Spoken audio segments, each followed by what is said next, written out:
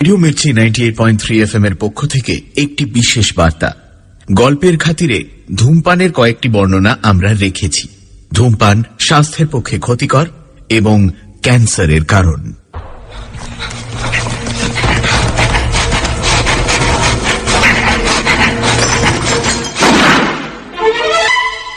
Sunday suspense শুধুমাত্র মির্চি 98.3 তে।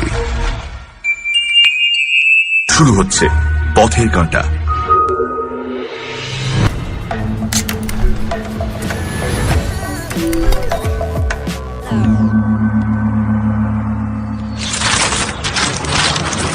ব্যোমকেশ খবরের কাগজখানা সযত্নে পাঠ করে টেবিলের একপাশে রেখে দিল। তারপর চেয়ারে হেলান দিয়ে বসে অন্যমনস্কভাবে জানলার বাইরে তাকিয়ে রইল। বাইরে কুয়াশা বর্জিত ফাল্গুনের আকাশে সকালবেলার আলো ঝলমল করছে। বাড়ির 3 তলার কটা ঘর নিয়ে আমাদের বাস। বসবার ঘরটার জানলার সামনে শহরের ও আকাশের এক অংশ বেশ দেখা যায়। নিচে ঘুমভাঙা শহরে কর্মকোলাহল শুরু হয়ে গেছে। হ্যারিসন রোডের ওপর গাড়ি, বাস, ট্রামে ছোটাছুটি ও ব্যস্ততার অন্ত নেই। আকাশেও এই চাঞ্চল্য খানিকটা প্রতিফলিত হচ্ছে। চড়াই পাখিগুলো অনাবশ্যক কিচিমিচি করতে করতে আকাশে উড়ে বেড়াচ্ছে। তাদের অনেক ঊর্ধ্বে এক ঝাঁক পায়রা কলকাতা শহরটাকে নিচে ফেলে যেন সূর্যের দিকে এগিয়ে যাচ্ছে। বেলা প্রায় 8টা। সকালের চা ও জলখাবার শেষ করে আমরা দুজনে অলসভাবে খবরের কাগজের পাতা উল্টাচ্ছি আর বাইরের জগতের খবর পড়ছি। ব্যোমকেশ জানলার দিক থেকে চোখ ফিরিয়ে বলল, কিছুদিন থেকে কাগজে একটা মজার বিজ্ঞাপন বেরোচ্ছে, লক্ষ্য করছো? আমি বললাম, না, বিজ্ঞাপন আমি পড়ি না। ভুরু তুলে একটু বিস্মিতভাবে ব্যোমকেশ বলল, বিজ্ঞাপন পড়ো না? তবে পড়ো কি? মানেটা কি? খবরের কাগজে সবাই যা পড়ে খবর। অর্থাৎ মাঞ্চুরিয়ায় কার আঙুল কেটে গিয়ে রক্তপাত হয়েছে আর ব্রাজিলে কার একসঙ্গে 3টে ছেলে হয়েছে, এই পড়ো তো? ওসব পড়ে লাভ কি? সত্যিকারে খাঁটি খবর যদি পেতে চাও তাহলে বিজ্ঞাপন পড়ো। ব্যোমকেশ অদ্ভুত লোক। বাইরে থেকে তাকে দেখে বা তার কথা শুনে একবারও মনে হয় না যে তার মধ্যে অসামান্য কিছু আছে, কিন্তু তাকে খোঁচা দিয়ে প্রতিবাদ করে একটু উত্তেজিত করে দিতে পারলে ভেতরকার মানুষটা কচ্ছপের মতো বাইরে বেরিয়ে আসে। সে স্বভাবতই কম কথা বলে, কিন্তু ব্যঙ্গ বিদ্রুপ করে একবার তাকে চটিয়ে দিতে পারলে তার ছুরির মতো শান দেওয়া ঝকঝকে বুদ্ধি সংকোচ ও সংযমের পর্দা ছিঁড়ে বাইরে বেরিয়ে আসে। তখন তার কথাবার্তা সত্যি শোনবার মতো হয়। আমি খোঁচা দেওয়ার লোভ সামলাতে পারলাম না। বললাম, ও তাই নাকি? আচ্ছা আচ্ছা আচ্ছা, কিন্তু খবরের কাগজওয়ালারা তো তাহলে ভারী শয়তান। সমস্ত খবরের কাগজটা বিজ্ঞাপনে ভরে না দিয়ে কতগুলো বাজে খবর ছাপিয়ে পাতা নষ্ট করে। ব্যোমকেশের দৃষ্টি প্রখর হয়ে উঠল। সে বলল, তাদের দোষ নেই। তোমার মতো লোকের চিত্ত বিনোদন না করতে পারলে বেচারাদের কাগজ বিক্রি হয় না, তাই বাধ্য হয়ে ওইসব খবর সৃষ্টি করতে হয়। আসল কাজের খবর থাকে কিন্তু বিজ্ঞাপনে। দেশের কোথায় কি হচ্ছে, কে কি ফিকির বার করে দিনে দুপুরে ডাকাতি করছে, কে চোরাই মাল পাচার করবার নতুন ফন্দি আঁটছে, এই সব দরকারি খবর যদি পেতে চাও তো বিজ্ঞাপন পড়তে হবে। রয়টার্সের টেলিগ্রামে ওসব পাওয়া যায় না। তা পাওয়া যায় না বটে, কিন্তু থাক, এবার থেকে না হয় বিজ্ঞাপনই পড়বো। কিন্তু তোমার মজার বিজ্ঞাপনটা কি সেটা শুনি না। ব্যোমকেশ কাগজটা আমার দিকে ছুঁড়ে দিয়ে বলল, পড়ে দেখো, দাগ দিয়ে রেখেছি। পাতা উল্টাতে উল্টাতে এক কোণে একটা অতি ক্ষুদ্র 3 লাইনের বিজ্ঞাপন আমার চোখে পড়ল। লাল পেন্সিল দিয়ে দাগ দেওয়া ছিল বলেই চোখে পড়ল, নাহলে খুঁজে বার করতে বেশ বেগ পেতে হতো। পথের কাঁটা। যদি কেহ পথের কাঁটা দূর করিতে চান, শনিবার সন্ধে 5:30টার সময় হোয়াইটওয়ে লেডলর দোকানের দক্ষিণ পশ্চিম কোণে ল্যাম্পপোস্টে হাত রাখিয়া দাঁড়াইয়া থাকিবেন। 2-3 বার পড়েও বিজ্ঞাপনের মাথা মুন্ডু কিছুই বুঝতে পারলাম না। বিস্মিত হয়ে জিজ্ঞেস করলাম, ল্যাম্পপোস্টে হাত রেখে মোড়ের মাথায় দাঁড়ালেই পথের কাঁটা দূর হয়ে যাবে? এই বিজ্ঞাপনের মানে কি? আর পথের কাঁটাই বা কি বস্তু?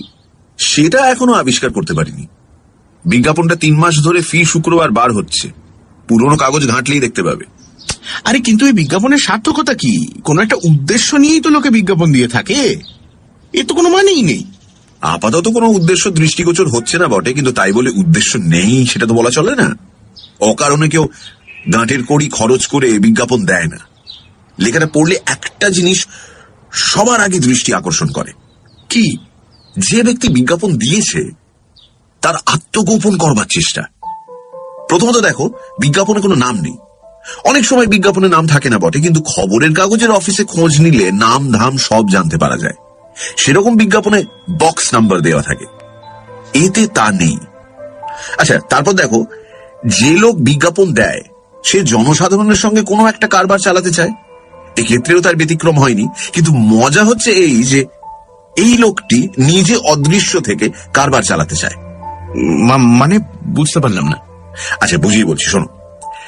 যিনি এই বিজ্ঞাপন দিচ্ছেন তিনি জনসাধারণকে ডেকে বলছেন, ওহে, তোমরা যদি পথের কাঁটা দূর করতে চাও তো অমুক সময় অমুক স্থানে দাঁড়িয়ে থেকো, এমন ভাবে দাঁড়িয়ে থেকো যাতে আমি তোমাকে চিনতে পারি। পথের কাঁটা কি পদার্থ সে তর্ক এখন দরকার নেই, কিন্তু মনে করো তুমি ওই জিনিসটা চাও। তোমার কর্তব্য কি? নির্দিষ্ট স্থানে গিয়ে ল্যাম্পপোস্ট ধরে দাঁড়িয়ে থাকা। মনে করো তুমি যথা সময়ে সেখানে গিয়ে দাঁড়িয়ে রইলে, তারপর কি হলো? শনিবার বেলা 5:30টার সময় ওই জায়গায় কিরকম লোক সমাগম হয় সেটা বোধহয় তোমাকে বলে দিতে হবে না। এদিকে হোয়াইট বেল এর ল, ওদিকে নিউ মার্কেট, চারিদিকে গোটা 5-6 সিনেমা হাউস। তুমি ল্যাম্পপোস্ট ধরে আধ ঘন্টা দাঁড়িয়ে রইলে আর লোকের ঠেলা খেতে লাগলে, কিন্তু যে আশায় গিয়েছিলে সেটা হলো না। কেউ তোমার পথের কাঁটা উদ্ধার করবার মহৌষধ নিয়ে হাজির হলো না।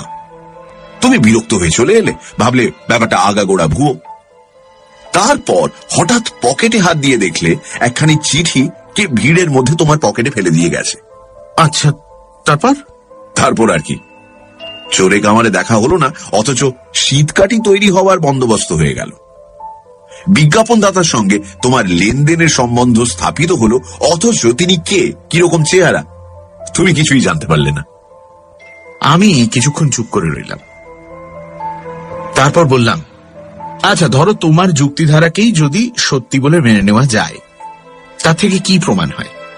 এটাই প্রমাণ হয় যে পথের কাঁটার সওদাগরটি নিজেকে অত্যন্ত সঙ্গোপনে রাখতে চান, এবং যিনি নিজের পরিচয় দিতে এতটাই সংকুচিত তিনি বিনয়ী হতে পারেন, কিন্তু সাধু লোক কখনোই নন। এ তোমার অনুমান মাত্র, একে প্রমাণ বলা যায় না। আরে অনুমানই তো আসল প্রমাণ। যাকে তোমরা প্রত্যক্ষ প্রমাণ বলে থাকো তাকে বিশ্লেষণ করলে কতকগুলো অনুমান বই আর কিছুই থাকে না। আরে আইনে যে সার্কামস্ট্যান্সিয়াল এভিডেন্স বলে একটা প্রমাণ আছে, সেটা কি? অনুমান ছাড়া আর কিছুই নয়। অথচ তারই জোরে কত লোক যাবজ্জীবন পুলি পোলাও চলে যাচ্ছে। আমি চুপ করে রইলাম, মন থেকে সায় দিতে পারলাম না। অনুমান যে প্রত্যক্ষ প্রমাণের সমকক্ষ হতে পারে এ কথা সহজে মেনে নেওয়া যায় না, অথচ ব্যোমকেশের যুক্তি খণ্ডন করাও কঠিন কাজ। সুতরাং চুপ করে থাকাকেই শ্রেয় বিচার করলাম। জানতাম এই নীরবতায় সে আরো অসহিষ্ণু হয়ে উঠবে এবং অচিরেই আরো জোরালো যুক্তি এনে হাজির করবে। একটা চড়াই পাখি কুটো মুখে করে খোলা জানলার উপর এসে বসল এবং ঘাড় ফিরিয়ে ফিরিয়ে উজ্জ্বল ছোট্ট দুটো চোখ দিয়ে আমাদের পর্যবেক্ষণ করতে লাগলো। ব্যোমকেশ হঠাৎ উঠে দাঁড়িয়ে আঙুল দেখিয়ে বলল, আচ্ছা, ওই পাখিটা কি চাই বলতে পারো? আমি চমকে গিয়ে বললাম, কি চায়? ও বোধহয় বাসা তৈরি করার জন্য একটা জায়গা খুঁজছে। তুমি ঠিক জানো? কোনো সন্দেহ নেই? হ্যাঁ, কোনো সন্দেহ নেই। কি করে বুঝলে? প্রমাণ কি? আরে প্রমাণ আবার কি, ও তো মুখে কুটো। কুটো থাকলেই প্রমাণ হয় যে বাসা বাঁধতে চায়? এই রে, দেখলাম ব্যোমকেশের ন্যায়ের প্যাঁচে পড়ে গেছে। বললাম, আরে না, মানে আরে এটা হচ্ছে অনুমান। পথে এসো। এতক্ষণ তবে দেয়ালা করছিলে কেন তুমি? আশ্চর্য। এই দেয়ালা করিনি, কিন্তু তুমি কি বলতে চাও? চড়াই পাখি সম্বন্ধে যে অনুমান খাটে, মানুষের বেলাতেও সেই অনুমান খাটবে? কেন নয়? আরে যদি তুমি কুটো মুখে করে একজনের জানলায় গিয়ে বসে থাকো, তাহলে কি প্রমাণ হবে যে তুমিও বাসা বাঁধতে চাও? না, তাহলে প্রমাণ হবে যে আমি একটা বদ্ধ পাগল। সেই প্রমাণের আর আলাদা করে দরকার আছে কি? চটাতে পারবে না, কিন্তু কথাটা তোমায় মানতেই হবে। প্রত্যক্ষ প্রমাণ বরং অবিশ্বাস করা যেতে পারে, কিন্তু যুক্তিসঙ্গত অনুমান একেবারে অমোঘ, তার ভুল হবার জো নেই। আমারও জেদ চড়ে বসেছিল। বললাম, কিন্তু এই বিজ্ঞাপন সম্বন্ধে তুমি যেসব উদ্ভট অনুমান করলে তা আমি বিশ্বাস করতে পারলাম না। সে তোমার মনে দুর্বলতা, বিশ্বাস করবারও ক্ষমতা চাই। যাই হোক, তোমার মতো লোকের পক্ষে প্রত্যক্ষ প্রমাণই ভালো। কাল শনিবার, বিকেলে কোনো কাজ নেই, কালই তোমায় বিশ্বাস করিয়ে দেব। কিভাবে? আমাদের সিঁড়িতে পায়ের শব্দ শোনা গেল। ব্যোমকেশ কান খাড়া করে শুনে বলল, অপরিচিত ব্যক্তি, প্রৌঢ়, মোটা সোটা, নাদুস নুদুস বললেও অত্যুক্তি হবে না, হাতে লাঠি আছে, কে ইনি? নিশ্চয়ই আমাদের সাক্ষাৎ চান, কারণ তেতলায় আমরা ছাড়া আর কেউ থাকে না। বলে মুখ টিপে হাসল। বাইরে দরজার কড়া নড়ে উঠল। ব্যোমকেশ হাঁক পারল, ভেতরে আসুন, দরজা খোলা আছে। দরজা ঠেলে একজন মাঝবয়সী মোটা ভদ্রলোক প্রবেশ করলেন। তার হাতে একটা মোটা রূপোয় বাঁধানো বেতের লাঠি, গায়ে কালো গলাবন্ধ কোট এবং কোঁচানো থান। ফর্সা, সুশ্রী, মুখে দাড়ি গোঁপ কামান। মাথার সামনেটা টাক পড়ে পরিষ্কার হয়ে গেছে। 3 তলা সিঁড়ি ভেঙে হাঁপিয়ে পড়েছেন, তাই ঘরে প্রবেশ করে প্রথমটা কথা বলতে পারলেন না। পকেট থেকে রুমাল বার করে মুখ মুছতে লাগলেন। ব্যোমকেশ মৃদু স্বরে আমাকে শুনিয়ে বলল, অনুমান অনুমান। আমি নীরবে তার শ্লেষ হজম করলাম, কারণ এক্ষেত্রে আগন্তুকের চেহারা সম্বন্ধে তার অনুমান যে বর্ণে বর্ণে মিলে গেছে তাতে কোনো সন্দেহ নেই। ভদ্রলোকটি দম নিয়ে জিজ্ঞেস করলেন,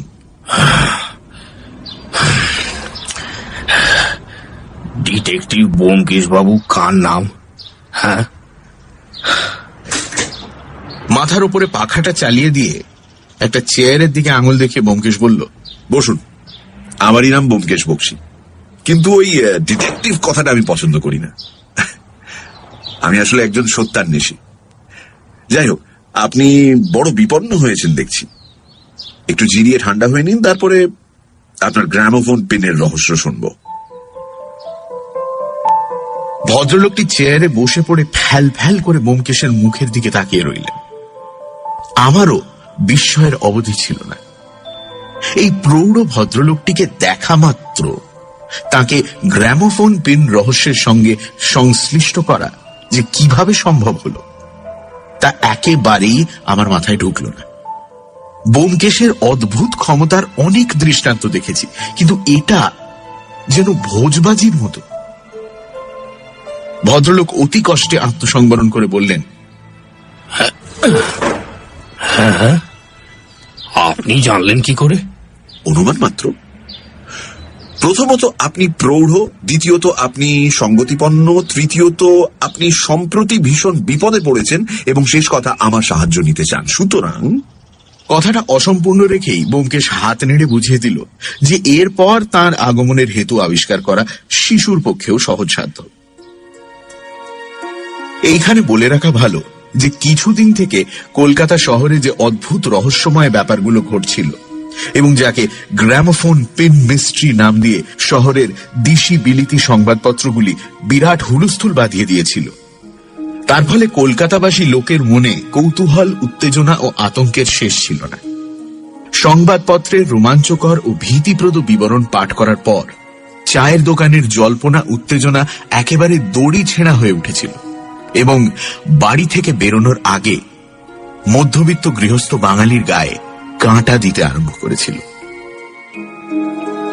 ব্যাপারটা এই, মাস দেড়েক আগে সুকিয়া স্ট্রিট নিবাসী জয়হরি স্যান্নাল নামক জনৈক প্রৌঢ় ভদ্রলোক সকালবেলা কর্নওয়ালিস স্ট্রিট দিয়ে পায়ে হেঁটে যাচ্ছিলেন।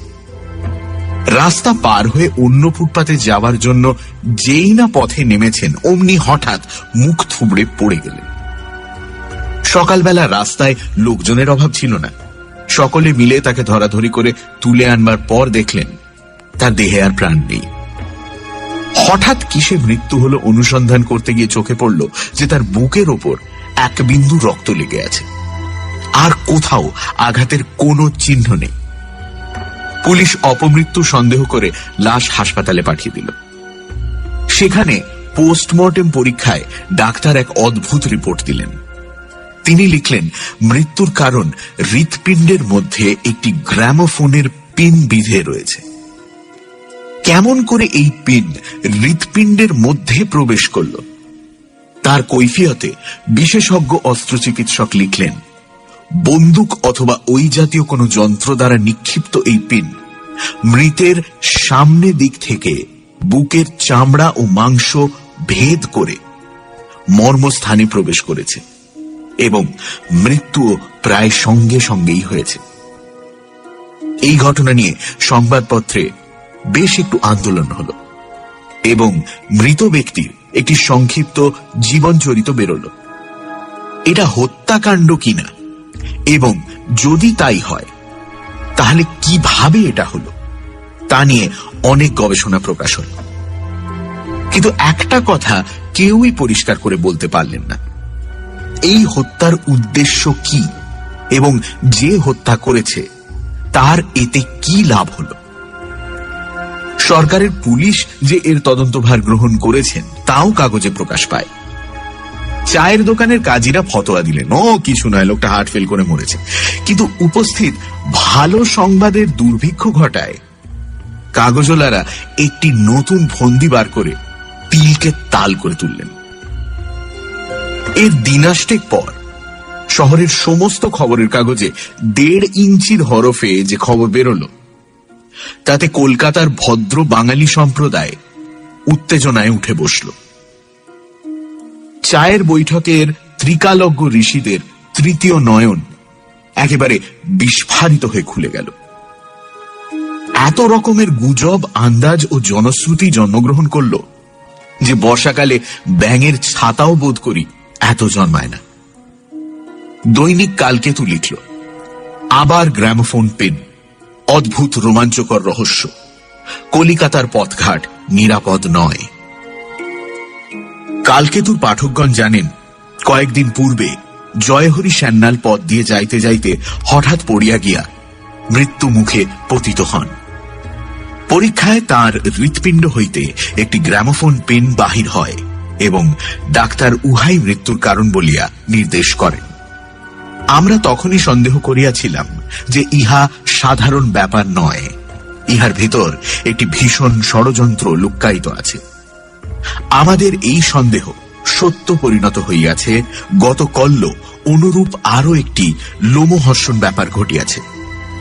কলিকাতার বিখ্যাত ধনী ব্যবসায়ী কৈলাস চন্দ্র মৌলিক কল্য অপরাহ্নে প্রায় 5:30 ঘটিকার সময় মোটরে চড়িয়া গড়ের মাঠের দিকে বেড়াইতে গিয়াছিলেন। রেড রোডের কাছে গিয়া তিনি মোটর থামাইয়া পদব্রজে বেড়াইবার জন্য যেই গাড়ি হইতে অবতরণ করিয়া কিছু দূর গিয়াছেন, অমনি শব্দ করিয়া মাটিতে পড়িয়া গেলেন। তাহার শোফার ও রাস্তার অন্যান্য লোক মিলিয়া তাড়াতাড়ি তাহাকে আবার গাড়িতে তুলিল, কিন্তু তিনি আর তখন জীবিত নাই। এই আকস্মিক দুর্ঘটনায় সকলেই হতবুদ্ধি হইয়া পড়িয়াছিল, কিন্তু সৌভাগ্যক্রমে অল্পকাল মধ্যেই পুলিশ আসিয়া পড়িল। কৈলাসবাবুর গায়ে সিল্কের পাঞ্জাবি ছিল। পুলিশ তাহার বুকের কাছে এক বিন্দু রক্তের দাগ দেখিয়া অপঘাত মৃত্যু সন্দেহ করিয়া তৎক্ষণাৎ লাশ হাসপাতালে পাঠাইয়া দেয়। সব ব্যবচ্ছেদকারী ডাক্তারের রিপোর্টে প্রকাশ যে কৈলাসবাবুর হৃৎপিণ্ডে একটি গ্রামোফোন পিন আটকাইয়া আছে। এই পিন তাহার সম্মুখ দিক হইতে নিক্ষিপ্ত হইয়া হৃৎপিণ্ডে প্রবেশ করিয়াছে। স্পষ্ট বোঝা যাইতেছে যে ইহা আকস্মিক দুর্ঘটনা নহে। একদল ক্রূর কর্মা নরঘাতক কলিকাতা শহরে আবির্ভূত হইয়াছে। ইহারা কে এবং কি উদ্দেশ্যে শহরের গণ্যমান্য ব্যক্তিদিগকে খুন করিতে আরম্ভ করিয়াছে তাহা অনুমান করা কঠিন। সর্বাপেক্ষা আশ্চর্য ইহাদের হত্যা করিবার প্রণালী। কোথা হইতে কোন অস্ত্রের সাহায্যে ইহারা হত্যা করিতেছে তাহা গভীর রহস্যে আবৃত। কৈলাসবাবু অতিশয় হৃদয়বান অমায়িক প্রকৃতির লোক ছিলেন। তাহার সহিত কাহারও শত্রুতা থাকা সম্ভব বলিয়া মনে হয় না। মৃত্যুকালে তাহার বয়ক্রম মাত্র 48 বৎসর হইয়াছিল। কৈলাসবাবু বিপত্নিক ও অপুত্রক ছিলেন। তাহার একমাত্র কন্যাই তাহার সম্পত্তির উত্তরাধিকারিণী। আমরা কৈলাসবাবুর শোক সন্তপ্ত কন্যা ও জামাতাকে আমাদের আন্তরিক সহানুভূতি জানাইতেছি। পুলিশ সজোরে তদন্ত চালাইয়াছে। প্রকাশ যে কৈলাসবাবুর শোফার কালী সিংকে সন্দেহের উপরে গ্রেপ্তার করা হইয়াছে। এরপর 2 হপ্তাহ ধরে খবরের কাগজে খুব হইচই চলল। পুলিশ সবেগে অনুসন্ধান চালাতে লাগলো এবং অনুসন্ধানের বেগে সবাই গলদঘর্ম হয়ে উঠল। কিন্তু অপরাধী ধরা পড়া দূরের কথা, গ্রামোফোন পিনের জমাট রহস্যের অন্ধকারের ভেতরে আলোর রশ্মিটুকু পর্যন্ত দেখা গেল না। 15 দিনের মাথায় আবার গ্রামোফোন পেন দেখা দিল। এবার তার শিকার সুবর্ণ বণিক সম্প্রদায়ের একজন ধনী মহাজন, নাম কৃষ্ণদয়াল লাহা। ধর্মতলা ও ওয়েলিংটন স্ট্রিটের চৌমাথা পার হতে গিয়ে ইনি মাটিতে পড়ে যান এবং আর ওঠেন না। খবরের কাগজে যে হৈ হৈ আরম্ভ হল তা বর্ণনা করা সম্ভব নয়। পুলিশের অক্ষমতা সম্বন্ধে সম্পাদকীয় মন্তব্য আরো নিষ্ঠুর হয়ে উঠল। কলকাতার অধিবাসীদের বুকের ওপর ভূতের ভয়ের মতো একটা বিভীষিকা চেপে বসল। বৈঠকখানায়, চায়ের দোকানে, রেস্তোরাঁয়, ড্রয়িং রুমে অন্য সকল ধরনের আলোচনা একেবারে বন্ধই হয়ে গেল। তারপর দ্রুত ওই রকম আরো 2টি খুন হয়ে গেল। কলকাতা শহর বিহ্বল পক্ষাঘাতগ্রস্তের মতো অসহায়ভাবে পড়ে রইল। এই অচিন্তনীয় বিপত্তিতে কি করবে, কেমন করে আত্মরক্ষা করবে, কিছুই যেন ভেবে পেল না। বলা বাহুল্য, ব্যোমকেশ এই ব্যাপারে গভীরভাবে আকৃষ্ট হয়েছিল। চোর ধরা তার পেশা এবং এই কাজে সে বেশ একটু নামও করেছে। ডিটেকটিভ শব্দটার প্রতি তার যতই বিরাগ থাক, বস্তুত সে যে একজন বেসরকারি ডিটেকটিভ ছাড়া আর কিছুই নয় তা সে মনে মনে ভালো রকমই জানত। তাই এই অভিনব হত্যাকাণ্ড তার সমস্ত মানসিক শক্তিকে উদ্দীপ্ত করে তুলেছিল। ইতিমধ্যে বিভিন্ন ঘটনাস্থানগুলো আমরা দুজনে মিলে দেখেও এলাম। এর ফলে ব্যোমকেশ কোনো নতুন জ্ঞান লাভ করলো কিনা জানি না, করে থাকলেও আমাকে তো কিছু বলল না। কিন্তু গ্রামোফোন পেন সম্বন্ধে সে যেখানে যতটুকু খবর পেত তাই সযত্নে নোটবুকে টুকে রাখত। বোধহয় তার মনে মনে ভরসা ছিল যে একদিন এই রহস্যের একটা ছিন্ন সূত্র তার হাতে এসে পড়বে। তাই আজ যখন সত্যি সত্যি সূত্রটি তার হাতে এসে পৌঁছল, তখন দেখলাম বাইরে শান্ত সংযত ভাব দেখালেও ভেতরে ভেতরে সে ভয়ানক উত্তেজিত ও অধীর হয়ে উঠেছে।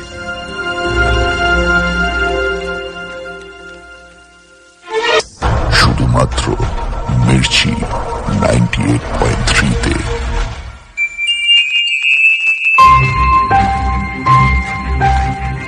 সানডে সাসপেন্সে আজ শরদিন্দু বন্দ্যোপাধ্যায়ের ব্যোমকেশ কাহিনী পথের কাঁটা।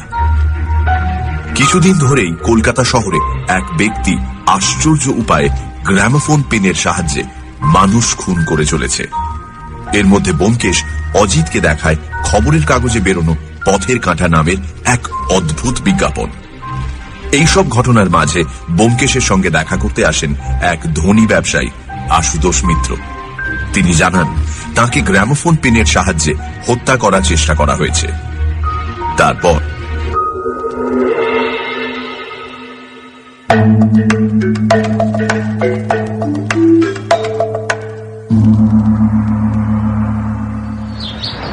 ভদ্রলোক বললেন, আপনার নাম শুনে এসেছিলাম, দেখছি ঠকিনি।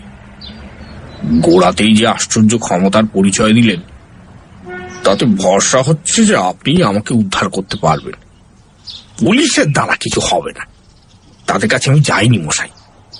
দেখুন না, চোখের সামনে দিন দুপুরে 5-5টা খুন হয়ে গেল, পুলিশ কিছু করতে পারলে কি?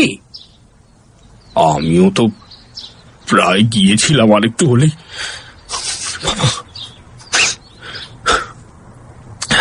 তার কণ্ঠস্বর কাঁপতে কাঁপতে থেমে গেল। কপালে কয়েক ফোঁটা ঘাম দেখা দিল। ব্যোমকেশ সান্ত্বনা স্বরে বলল, আপনি বিচলিত হবেন না। পুলিশে না গিয়ে যে আমার কাছে এসেছেন ভালোই করেছেন। এ ব্যাপারে কিনারা যদি কেউ করতে পারে তো সে পুলিশ নয়। আপনি এক কাজ করুন, আমাকে গোড়া থেকে সমস্ত খুলে বলুন তো। অদরকারি বলে কোনো কথা বাদ দেবেন না। আমার কাছে অদরকারি কিচ্ছু নেই। ভদ্রলোক কতকটা সামলে নিয়ে বলতে লাগলেন, আমার নাম শ্রী আশুতোষ মিত্র। কাছেই লেবুতলায় আমি থাকি। 18 বছর বয়স থেকে সারা জীবন ব্যবসা উপলক্ষে ঘুরে ঘুরেই বেরিয়েছি। বিয়ে থা করবার অবকাশ পাইনি। তাছাড়া ছেলে পিলে নিন্ডি গেন্ডি আমি ভালোবাসি না, তাই কোনোদিন বিয়ে করবার ইচ্ছেও হয়নি। আমি গোছালো লোক, একলা থাকতে ভালোবাসি। বয়সটাও কম হয়নি, আসছে মাঘে 51 বছর পূরণ হবে। প্রায় বছর 2 হলো কাজকর্ম থেকে অবসর নিয়েছি। সারা জীবনের উপার্জন 1.5 লাখ টাকা ব্যাংকে জমা আছে। তারই সুদে আমার বেশ চলে যায়। বাড়ি ভাড়াও দিতে হয় না, বাড়িখানা নিজের। সামান্য গান বাজনার শখ আছে, তাই নিয়ে বেশ নির্ঝঞ্ঝাটে দিনগুলো কেটে যাচ্ছিল। পোষ্য কেউ আছে? না, আত্মীয় বলতে বড় কেউ নেই, তাই ওই হাঙ্গামা পোহাতে হয় না। শুধু একটা লক্ষ্মী ছাড়া বখাটে ভাইপো আছে, সে মাঝে মাঝে টাকার জন্য জ্বালাতন করতে আসতো। কিন্তু সে ছড়া একবারে বেহেড মাতাল আর জুয়ারি। ওরকম লোক আমি বরদাস্ত করতে পারি না মশাই, তাই ওকে বাড়িতে ঢুকতে দিই না। ভাইপোটি কোথায় থাকেন? আপাতত শ্রীঘরে। রাস্তায় মাতলামি করার জন্য এবং পুলিশের সঙ্গে মারামারি করার অপরাধে 2 মাস জেল হয়েছে। না, আপনি বলে যান তারপর। বিনোদ ছোঁড়া আমার গুণধর ভাইপো। জেলে যাওয়ার পর কদিন বেশ আরামে ছিলাম মশাই, কোনো হাঙ্গামা ছিল না। বন্ধু বান্ধব আমার কেউ নেই, কিন্তু জেনে শুনে কোনোদিন কারো অনিষ্ট করিনি। সুতরাং আমার যে শত্রু আছে এই কথাও ভাবতে পারি না। কিন্তু হঠাৎ কাল বিনা মেঘে বজ্রাঘাত হলো। এমন ব্যাপার যে ঘটতে পারে এ আমার কল্পনার অতীত। গ্রামাফোন পিন রহস্যের কথা কাগজে পড়েছি বটে, কিন্তু ও আমার বিশ্বাস হতো না। ভাবতাম সব গাঁজা খুলি, কিন্তু সে ভুল আমার ভেঙে গেছে। কাল সন্ধ্যেবেলা আমি অভ্যেস মতো বেড়াতে বেরিয়েছিলাম, রোজই যাই। জোড়াসাঁকুর দিকে একটা গান বাজনার মজলিস আছে, সেখানে সন্ধ্যেটা কাটিয়ে 9টা সাড়ে 9টার সময় বাড়ি ফিরে আসি। হেঁটেই যাতায়াত করি, আর আমার যে বয়স তাতে নিয়মিত হাঁটলে শরীরটা ভালো থাকে। কাল রাতে আমি বাড়ি ফিরছি ওই আমার স্ট্রিট আর হ্যারিসন রোডের চৌমাথার ঘড়িতে, তখন ঠিক 9:15। রাস্তায় তখনও গাড়ি মোটরের খুব ভিড়। আমি কিছুক্ষণ ফুটপাতে দাঁড়িয়ে রইলাম, 2টো ট্রাম পাস করে গেল। একটু ফাঁক দেখে আমি চৌমাথা পার হতে গেলাম। রাস্তার মাঝামাঝি যখন পৌঁছেছি তখন হঠাৎ বুকে একটা ভীষণ ধাক্কা লাগলো। সঙ্গে সঙ্গে বুকে চামড়ার উপর কাঁটা ফোটার মতো একটা ব্যথা অনুভব করলাম। মনে হলো আমার বুক পকেটের ঘুড়ির ওপর কে যেন একটা প্রকাণ্ড ঘুষি মারলো। উল্টে পড়েই যাচ্ছিলাম, কিন্তু কোন রকম সামলে নিয়ে গাড়ি ঘোড়া বাঁচিয়ে সামনের ফুটপাতে উঠে পড়লাম। মাথাটা যেন গুলিয়ে গেছিল।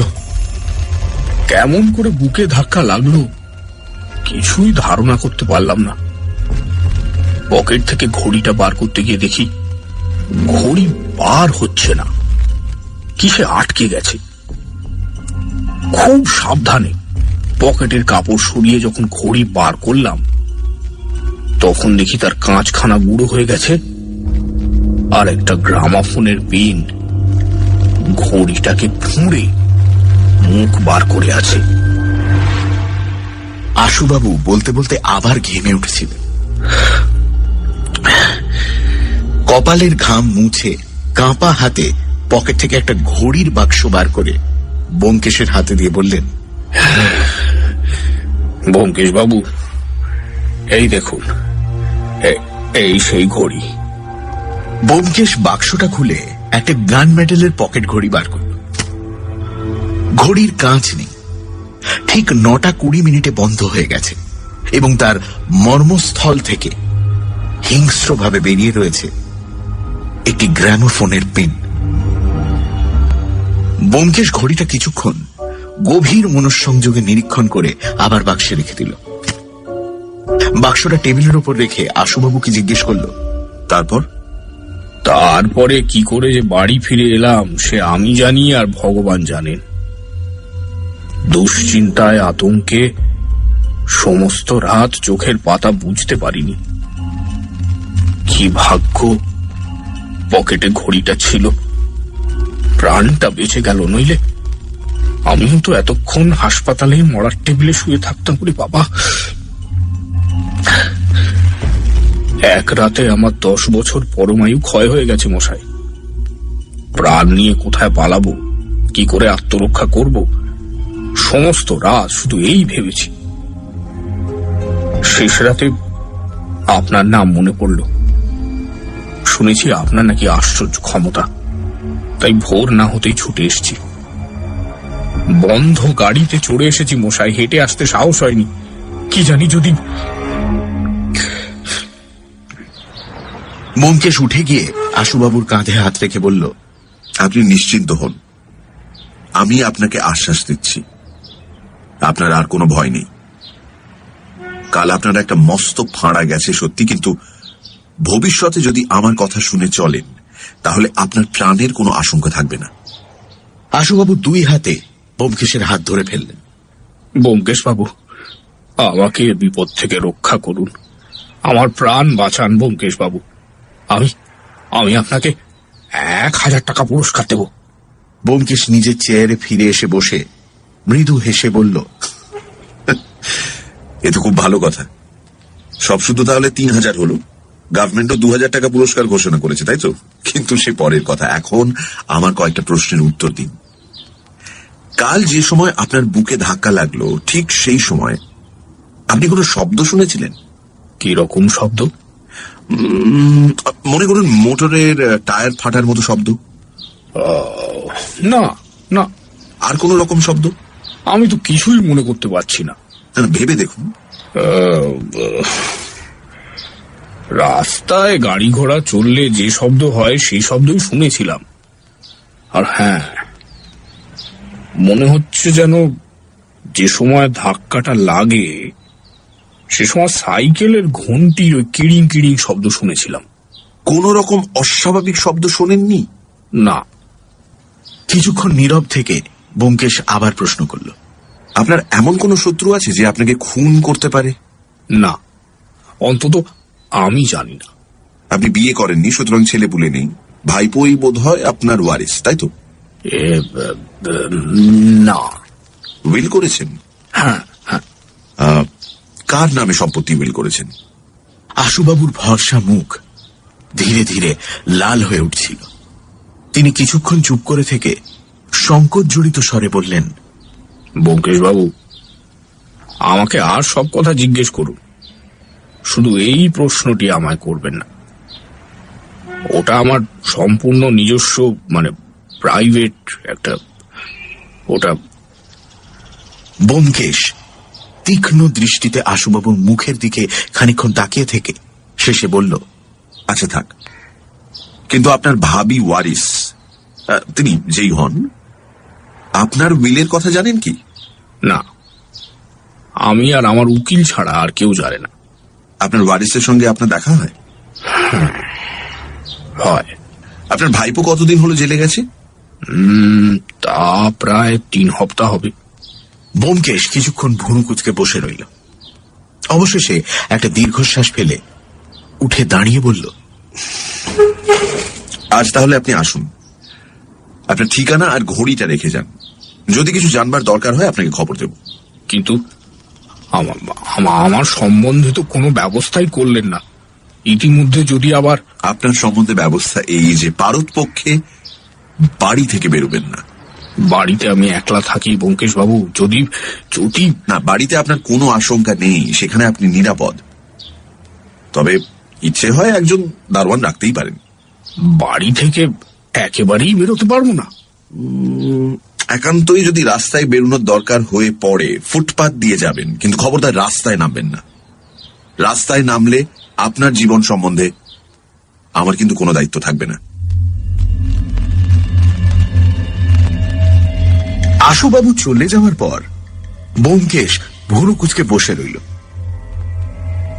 চিন্তা করবার জন্য নতুন সূত্র সে অনেক পেয়েছে, তাতে সন্দেহ নেই। তাই আমি তার চিন্তায় বাধা দিলাম না। প্রায় আধ ঘন্টা নীরব থাকবার পর সে মুখ তুলে বলল, তুমি ভাবছো আমি আশুবাবুকে পথে নামতে মানা করলুম কেন, এবং বাড়িতে তিনি নিরাপদ এ কথাই বা জানলুম কি করে, তাই তো? চমকে গিয়ে বললাম, হ্যাঁ।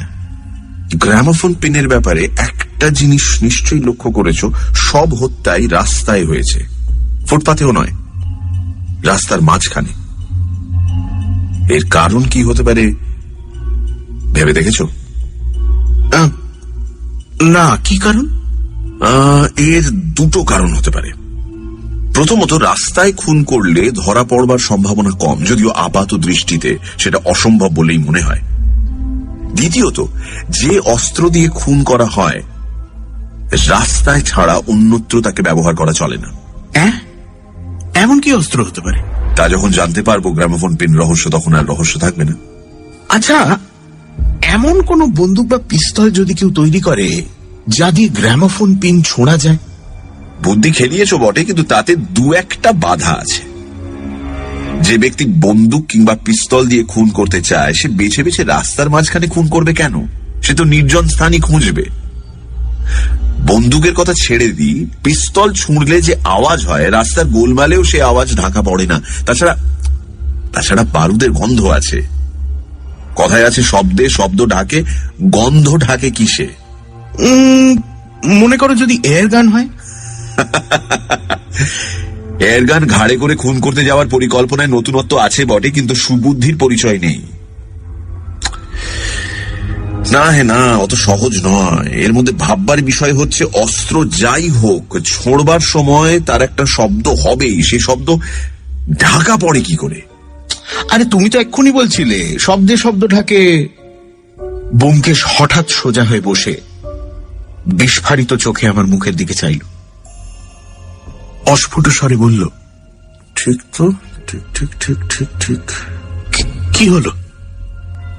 ব্যোমকেশ নিজের দেহটাকে একটা ঝাঁকানি দিয়ে যেন চিন্তার মোহ ভাঙিয়ে ফেলল। বলল, কিছু না। এই গ্রামোফোন পিন রহস্য নিয়ে যতই ভাবা যায় ততই এই ধারণা মনের মধ্যে বদ্ধমূল হয় যে সবকটা হত্যা এক সুতোয় গাঁথা। সবগুলোর মধ্যেই একটা অদ্ভুত মিল আছে, যদিও তা হঠাৎ চোখে পড়ে না। কিরকম? প্রথমত দেখো, যারা খুন হয়েছেন তারা সবাই যৌবনের সীমা অতিক্রম করেছিলেন। আশুবাবু, যিনি ঘড়ির কল্যাণে বেঁচে গেছেন, তিনিও প্রৌঢ়। তারপর দ্বিতীয় কথা, তারা সকলেই অর্থবান লোক ছিলেন। হতে পারে কেউ বেশি ধনী, কেউ কম ধনী, কিন্তু গরিব কেউ নয়। তৃতীয় কথা, সকলেই পথের মাঝখানে প্রায় 1000 খানেক লোকের সামনে খুন হয়েছেন। এবং শেষ কথা, আর এটাই সবচেয়ে উল্লেখযোগ্য, তারা সবাই অপুত্রক। তুমি কি তার মানে অনুমান করছো যে? অনুমান এখনো আমি কিছুই করিনি। এগুলো হচ্ছে আমার অনুমানের ভিত্তি, ইংরেজিতে যাকে বলে প্রেমাইস। কিন্তু এই কটা প্রেমাইস থেকে অপরাধীদের ধরা তো? অপরাধীদের নয় অজিত, অপরাধীর। খবরের কাগজওয়ালারা মার্ডারাস গ্যাং বলে যতই চিৎকার করুক, গ্যাংয়ের মধ্যে কেবল একটি লোক আছেন। তিনি এই নরমেধ যজ্ঞের হোতা, ঋত্বিক এবং যজমান। এক কথায় পরব্রহ্মের মতোই নি, এক এবং অদ্বিতীয়। এ কথা তুমি কি করে বলতে পারো? কোন প্রমাণ আছে? প্রমাণ অনেক আছে, কিন্তু উপস্থিত একটা দিলেই যথেষ্ট হবে। এমন অব্যর্থ লক্ষ্য ভেদ করবার শক্তি 5 জন লোকের কখনো সমান মাত্রায় থাকতে পারে? প্রত্যেকটি পিন অব্যর্থভাবে হৃৎপিণ্ডের মধ্যে গিয়ে ঢুকেছে, একটু উঁচু কিংবা নিচু হয়নি। আশুবাবুর কথাই ধরো, ঘড়িটি না থাকলে ওই পিন কোথায় গিয়ে পৌঁছতো বলো দেখি? এমন টিপ কি 5 জনের হয়? এ যেন চক্রছিদ্র পথে মৎস্যচক্ষু বিদ্ধ করার মতো। দ্রৌপদী স্বয়ম্বর মনে আছে তো? ভেবে দেখো, সে কাজ একা অর্জুনই পেরেছিল। মহাভারতের যুগেও এমন অমোঘ নিশানা একজন বই 2 জনের ছিল না। বলে হাসতে হাসতে সে উঠে পড়ল। আমাদের এই বসবার ঘরের পাশে আরেকটি ঘর ছিল, সেটা ব্যোমকেশের নিজস্ব। এই ঘরে সে সবসময় আমাকে ঢুকতেও দিত না। আসলে এই ঘরটা ছিল একই সঙ্গে তার লাইব্রেরি, ল্যাবরেটরি, মিউজিয়াম ও গ্রিন রুম। আশুবাবুর ঘড়িটা তুলে সেই ঘরটায় প্রবেশ করতে করতে ব্যোমকেশ বলল, খাওয়া দাওয়ার পর নিশ্চিন্ত হয়ে এটার তত্ত্ব আহরণ করা যাবে। আপাতত স্নানের বেলা হয়ে গেছে।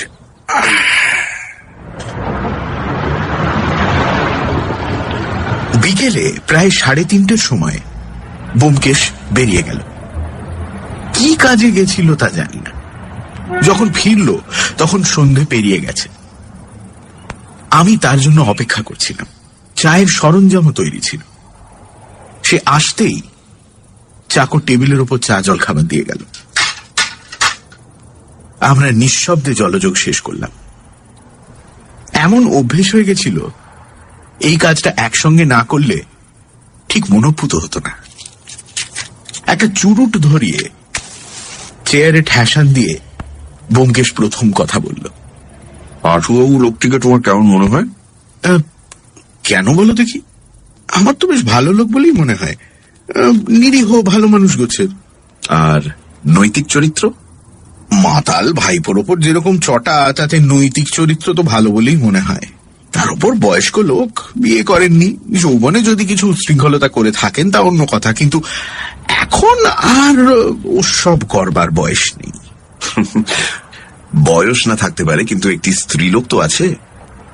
জোড়াসাঁকোর যে গানের মজলিসে আশুবাবু নিত্য গান বাজনা করে থাকেন, সেটি ওই স্ত্রীলোকের বাড়ি। স্ত্রীলোকের বাড়ি বললে বোধহয় ঠিক বলা হয় না, কারণ বাড়ির ভাড়া আশুবাবুই দিয়ে থাকেন, এবং গানের মজলিস বললেও বোধহয় ভুল বলা হয়, যেহেতু দুটি প্রাণীর বৈঠককে কোনো মতেই মজলিস বলা চলে না। কি বলা চলে অজিত? বলো কি হে, বুড়োর প্রাণে তো রস আছে দেখছি। শুধু তাই নয়, গত 12-13 বছর ধরে আশুবাবু এই নাগরিকাটির ভরণ পোষণ করে আসছেন, সুতরাং তার একনিষ্ঠতা সম্বন্ধে কোনো সন্দেহ থাকতে পারে না। আবার অন্য পক্ষেও একনিষ্ঠতার অভাব নেই। আশুবাবু ছাড়া অন্য কোনো সঙ্গীত পিপাসুর সেখানে প্রবেশাধিকার নেই। দরজায় কড়া পাহারা। বাবা, তাই নাকি? তা সঙ্গীত পিপাসু হয়ে ঢোকবার মতো করছিলেন নাকি? মেয়েটির দর্শন পেলে? কিরম দেখতে শুনতে? একবার এই হঠাৎ করে দেখা পেয়ে গিয়েছিলাম, কিন্তু রূপ বর্ণনা করে তোমার মতো কুমার ব্রহ্মচারী চিত্ত চাঞ্চল্য ঘটাতে চাই না। এক কথায় অপূর্ব রূপসী। বয়স 26-27, কিন্তু দেখে মনে হয় বড় জোর 19-20। আশুবাবুর রুচির প্রশংসা না করে থাকা যায় না অজিত। সে তো দেখতেই পাচ্ছি, কিন্তু তুমি হঠাৎ আশুবাবুর গুপ্ত জীবন সম্বন্ধে এত কৌতূহলী হয়ে উঠলে কেন বলো তো? অপরিমিত কৌতূহল আমার একটা দুর্বলতা। তাছাড়া আশুবাবুর উইলের ওয়ারিস সম্বন্ধে মনে একটা খটকা লেগেছিল। ও, তো কি ইনি আশুবাবুর উত্তরাধিকারিণী? সেরকমই অনুমান হচ্ছে। সেখানে একটি ভদ্রলোকের দেখা পেলুম। ফিটফাট বাবু, বয়স কত 35-36। দ্রুত বেগে এসে দারোয়ানের হাতে একখানা চিঠি গুঁজে দিয়ে দ্রুত বেগে চলে গেলেন। কিন্তু ও কথা থাক। বিষয়টা মুখরোচক বটে, কিন্তু খুব একটা লাভের নয়। ব্যোমকেশ উঠে ঘরময় পায়াচারি করতে লাগলো। বুঝলাম, অবান্তর আলোচনায় আকৃষ্ট হয়ে পড়লে যদি তার মন প্রকৃত অনুসন্ধানের পথ থেকে বিক্ষিপ্ত হয়ে পড়ে, যদি আশুবাবুর জীবনের গোপন ইতিহাস তার উপস্থিত বিপদ ও বিপদ থেকে মুক্তির সমস্যার তুলনায় বড় হয়ে ওঠে, এই ভয়ে ব্যোমকেশ আলোচনাটাকে আর বাড়তে দিতে চাইছে না। আমি তাই জিজ্ঞেস করলাম, ঘড়িটা থেকে কিছু পেলে? ঘড়ি থেকে 3টি তত্ত্ব লাভ করেছি। 1, গ্রামোফোন পিনটি সাধারণ এডিসন মার্কা পিন। 2, তার ওজন দুরতি। আর 3, আশুবাবুর ঘড়িটা একেবারে গেছে, আর মেরামত হবে না। ও, তার মানে দরকারি কিছুই পাওয়া গেল না? তা বলতে পারি না। প্রথমত বুঝতে পেরেছি যে পিন ছোঁড়বার সময় হত্যাকারী আর হত ব্যক্তির মধ্যে ব্যবধান 7 থেকে 8 গজের বেশি হবে না। একটা গ্রামোফোন পিন এত হালকা জিনিস যে 7-8 গজের বেশি দূর থেকে ছুঁড়লে অমন অব্যর্থ লক্ষ্য হতে পারে না। অথচ হত্যাকারী টিপ কিরকম অভ্রান্ত সেটা তো তুমি নিজেই দেখছো। প্রত্যেকবার তীর একেবারে মর্মস্থানে গিয়ে ঢুকেছে। 7-8 গজ দূর থেকে মেরেছে, তবু কেউ ধরতে পারল না? সেইটাই হয়ে দাঁড়িয়েছে প্রধান রহস্য। ভেবে দেখো, খুন করবার পর লোকটা হয়তো দর্শকের মধ্যেই ছিল, হয়তো নিজের হাতে তুলে মৃতদেহ স্থানান্তরিত করেছে, কিন্তু তবু কেউ বুঝতে পারল না কি করে সে এমন ভাবে আত্মগোপন করলো। আচ্ছা, এমনও তো হতে পারে যে হত্যাকারী তার পকেটের ভেতরে এমন একটা যন্ত্র নিয়ে ঘুরে বেড়ায় যা থেকে গ্রামোফোন পিন ফায়ার করা যায়, তারপর তার শিকারের সামনে এসে সে সেটা ফায়ার করে। পকেটে হাত দিয়ে তো অনেকেই রাস্তায় চলাফেরা করে, সুতরাং কারো সন্দেহ হয় না। তা যদি হতো তাহলে ফুটপাতের ওপরেই তো কাজ সারতে পারত, রাস্তায় নামতে হয় কেন? তাছাড়া এমন কোন যন্ত্র আমার জানা নেই যা নিঃশব্দে ছোঁড়া যায়, অথচ তার নিক্ষিপ্ত গুলি একটা মানুষের শরীর ফুটো করে হৃৎপিণ্ডে গিয়ে পৌঁছতে পারে। তাতে কতখানি শক্তির দরকার একবার ভেবে দেখেছো? আমি নিরুত্তর হয়ে রইলাম। ব্যোমকেশ হাঁটুর ওপর কুনুই রেখে, হাতের ওপর থুতনি রেখে, মাথা নিচু করে বহুক্ষণ চুপ করে বসে রইল। শেষে বলল, বুঝতে পারছি এর একটা খুব সহজ সমাধান হাতের কাছেই রয়েছে, কিন্তু কিছুতেই ধরতে পারছি না। যতবার ধরবার চেষ্টা করছি পাশ কাটিয়ে বেরিয়ে যাচ্ছে। রাতে এ বিষয়ে আর কোনো কথা হলো না। শুতে যাওয়ার আগে পর্যন্ত ব্যোমকেশ অন্যমনস্ক বিমনা হয়ে রইল।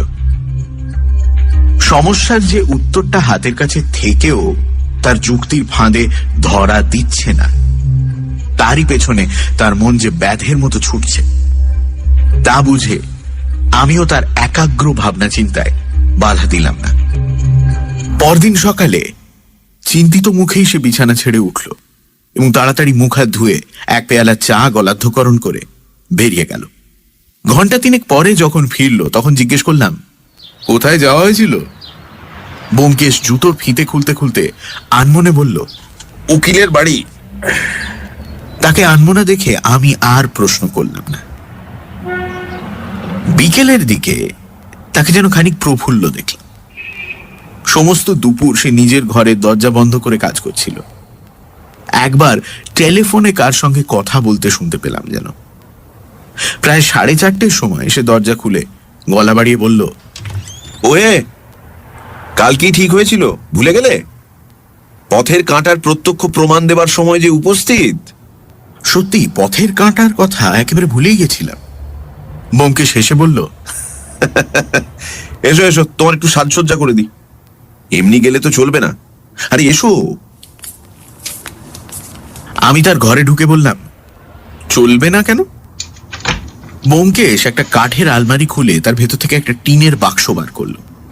বাক্স থেকে ক্রেপ, কাঁচি, স্পিরিট গাম ইত্যাদি বার করে ব্রাশ দিয়ে আমার মুখে স্পিরিট গাম লাগাতে লাগাতে বলতে লাগলো, অজিত বন্দ্যোপাধ্যায় যে ব্যোমকেশ বক্সির বন্ধু, নড়ো না, এই খবর অনেক মহাত্মাই জানেন কিনা, তাই একটু সতর্কতা।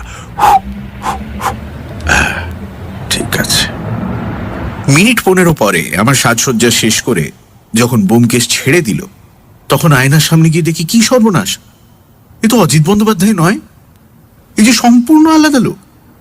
ফ্রেঞ্চ কাট দাড়ি, ছুঁচলো গোঁপ, এসব তো অজিত বন্দ্যোপাধ্যায়ের কোশমিন কালেও ছিল না।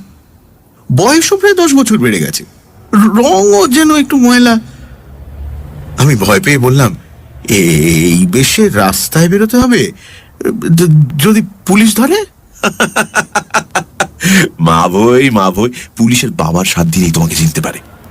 বিশ্বাস না হয় নিচের তলায় কোনো চেনা ভদ্রলোকের সঙ্গে গিয়ে কথা বলো, জিজ্ঞাসা করো অজিত বাবু কোথায় থাকেন। না না, তা দরকার নেই, আমি এমনি যাচ্ছি, চলো চলো চলো। বেরোবার সময় ব্যোমকেশ বলল, কি করতে হবে তোমার তো জানাই আছে, শুধু ফেরবার সময় একটু সাবধানে এসো, পিছু নিতে পারে। হ্যাঁ, কি সে সম্ভাবনাও আছে নাকি? হ্যাঁ, অসম্ভব নয়। আমি বাড়িতেই রইলাম, যত শিগগির পারো ফিরে এসো, কেমন? রাস্তায় বেরিয়ে প্রথমটা ভারী অস্বস্তি বোধ হতে লাগে।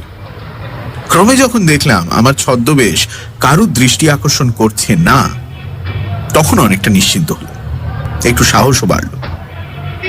মোড়ের একটা দোকানে আমি নিয়মিত পান খেতাম। খোট্টা পানওয়ালা আমাকে দেখলেই সেলাম করত। সেখানে গিয়ে সদর্পে পান চাইলাম। লোকটা নির্বিকার চিত্তে পান দিয়ে পয়সা কুড়িয়ে নিল। আমার দিকে তাকালো না ভালো করে। 5টা বেজে গিয়েছিল, সুতরাং আর দেরি না করে ট্রামে চড়ে বসলাম। এসপ্ল্যানেডে নেমে বেড়াতে বেড়াতে সংকেত স্থানে উপস্থিত হলাম। মনের অবস্থা যদিও ঠিক অভিসারিকার মতো নয়, তবুও একটু যেন কৌতুক ও উত্তেজনা অনুভব করছিলাম। কৌতুক কিন্তু বেশিক্ষণ স্থায়ী রইল না। যে পথে জনস্রোত জলস্রোতের মতো ছুটে চলে, সেখানে এক জায়গায় দাঁড়িয়ে থাকা সহজ ব্যাপার নয়। 2-4টে কুনুইয়ের গুঁতো নির্বিকার ভাবে হজম করলাম। অকারণে সঙের মতো ল্যাম্পোস্ট ধরে দাঁড়িয়ে থাকায় অন্য বিপদও আছে। চৌমাথার ওপর একটা সার্জেন্ট দাঁড়িয়েছিল। সে সব প্রশ্ন ভাবে আমার দিকে 2-3 বার তাকিয়েছে। যে কোনো মুহূর্তে এসে জিজ্ঞেস করবে, কেন দাঁড়িয়ে আছো? কি আর করি, ফুটপাথের ধারেই হোয়াইটওয়ে লেডলর দোকানের একটা প্রকাণ্ড কাঁচ ঢাকা জানলায় নানান রকম বিলিতি পণ্য সাজানো ছিল। সেই দিকে মুগ্ধ দৃষ্টিতে তাকিয়ে রইলাম। মনে মনে ভাবলাম, পাড়াকে ভূত মনে করলে ক্ষতি নেই, তাই বলে গাঁট কাটা ভেবে হাত কড়া না পড়ায়। ঘড়িতে দেখলাম 5টা 50। কোন ক্রমে আর 10টা মিনিট কাটাতে পারলে বাঁচা যায়। অধীর ভাবে অপেক্ষা করতে লাগলাম। মনটা নিজের পাঞ্জাবির পকেটের মধ্যে পড়ে রইল। 2-1বার পকেটে হাত দিয়েও দেখলাম, কিন্তু তাতে নতুন কিছু হাতে ঠেকল না। অবশেষে 6টা বাজতেই একটা আরামের নিঃশ্বাস ফেলে ল্যাম্পোস্ট পরিত্যাগ করলাম। পকেট দুটো ভালো করে পরীক্ষা করে নিলাম, চিঠিপত্র কিচ্ছু নেই। নিরাশার সঙ্গে একটা আনন্দও হতে লাগলো। যাক, ব্যোমকেশের অনুমান যে অভ্রান্ত নয় তার একটা দৃষ্টান্ত পাওয়া গেছে। এইবার তাকে বেশ একটু খোঁচা দিতে হবে। এইরকম নানান রকম কথা ভাবতে ভাবতে এসপ্ল্যানেডের ট্রাম ডিপোয় এসে পৌঁছলাম। ছবি নেবেন বাবু? কানের অত্যন্ত কাছে শব্দ শুনে চমকে ফিরে দেখি লুঙ্গি পরা একজন একখানা খাম আমার হাতে গুঁজে দিচ্ছে। বিস্মিত ভাবে খুলতেই একখানা কুৎসিত ছবি বেরিয়ে পড়ল। এইরকম ছবির ব্যবসা কলকাতার রাস্তাঘাটে চলে জানতাম, তাই ঘৃণা ভরে সেটা ফেরত দিতে গিয়ে দেখি, ওমা, লোকটা নেই। সামনে পেছনে চারিদিকে চোখ ঘোরালাম, কিন্তু ভিড়ের মধ্যে সেই লুঙ্গি পরা লোকটাকে আর কোথাও দেখতে পেলাম না। অবাক হয়ে কি করব ভাবছি, এমন সময় একটা ছোট্ট হাসির শব্দে চমক ভেঙে দেখলাম একজন বৃদ্ধ গোছের ফিরিঙ্গি ভদ্রলোক আমার পাশে এসে দাঁড়িয়েছেন। আমার দিকে না তাকিয়ে তিনি পরিষ্কার বাংলায় একান্ত পরিচিত কণ্ঠে বললেন, চিঠি তো পেয়ে গেছো দেখছি, এবার বাড়ি যাও, একটু ঘুরে যেও। এখান থেকে ট্রামে বউবাজারের মোড় পর্যন্ত যেও, সেখান থেকে বাসে করে হাওড়ার মোড় পর্যন্ত, তারপর ট্যাক্সিতে করে বাড়ি যাবে।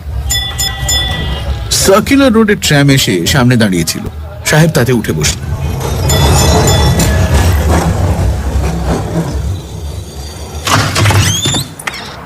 আমি সমস্ত শহর বেরিয়ে ফাইনালি যখন বাড়ি ফিরলাম, তখন ব্যোমকেশ আরাম কেদারের উপর লম্বা হয়ে শুয়ে চুরুট টানছে।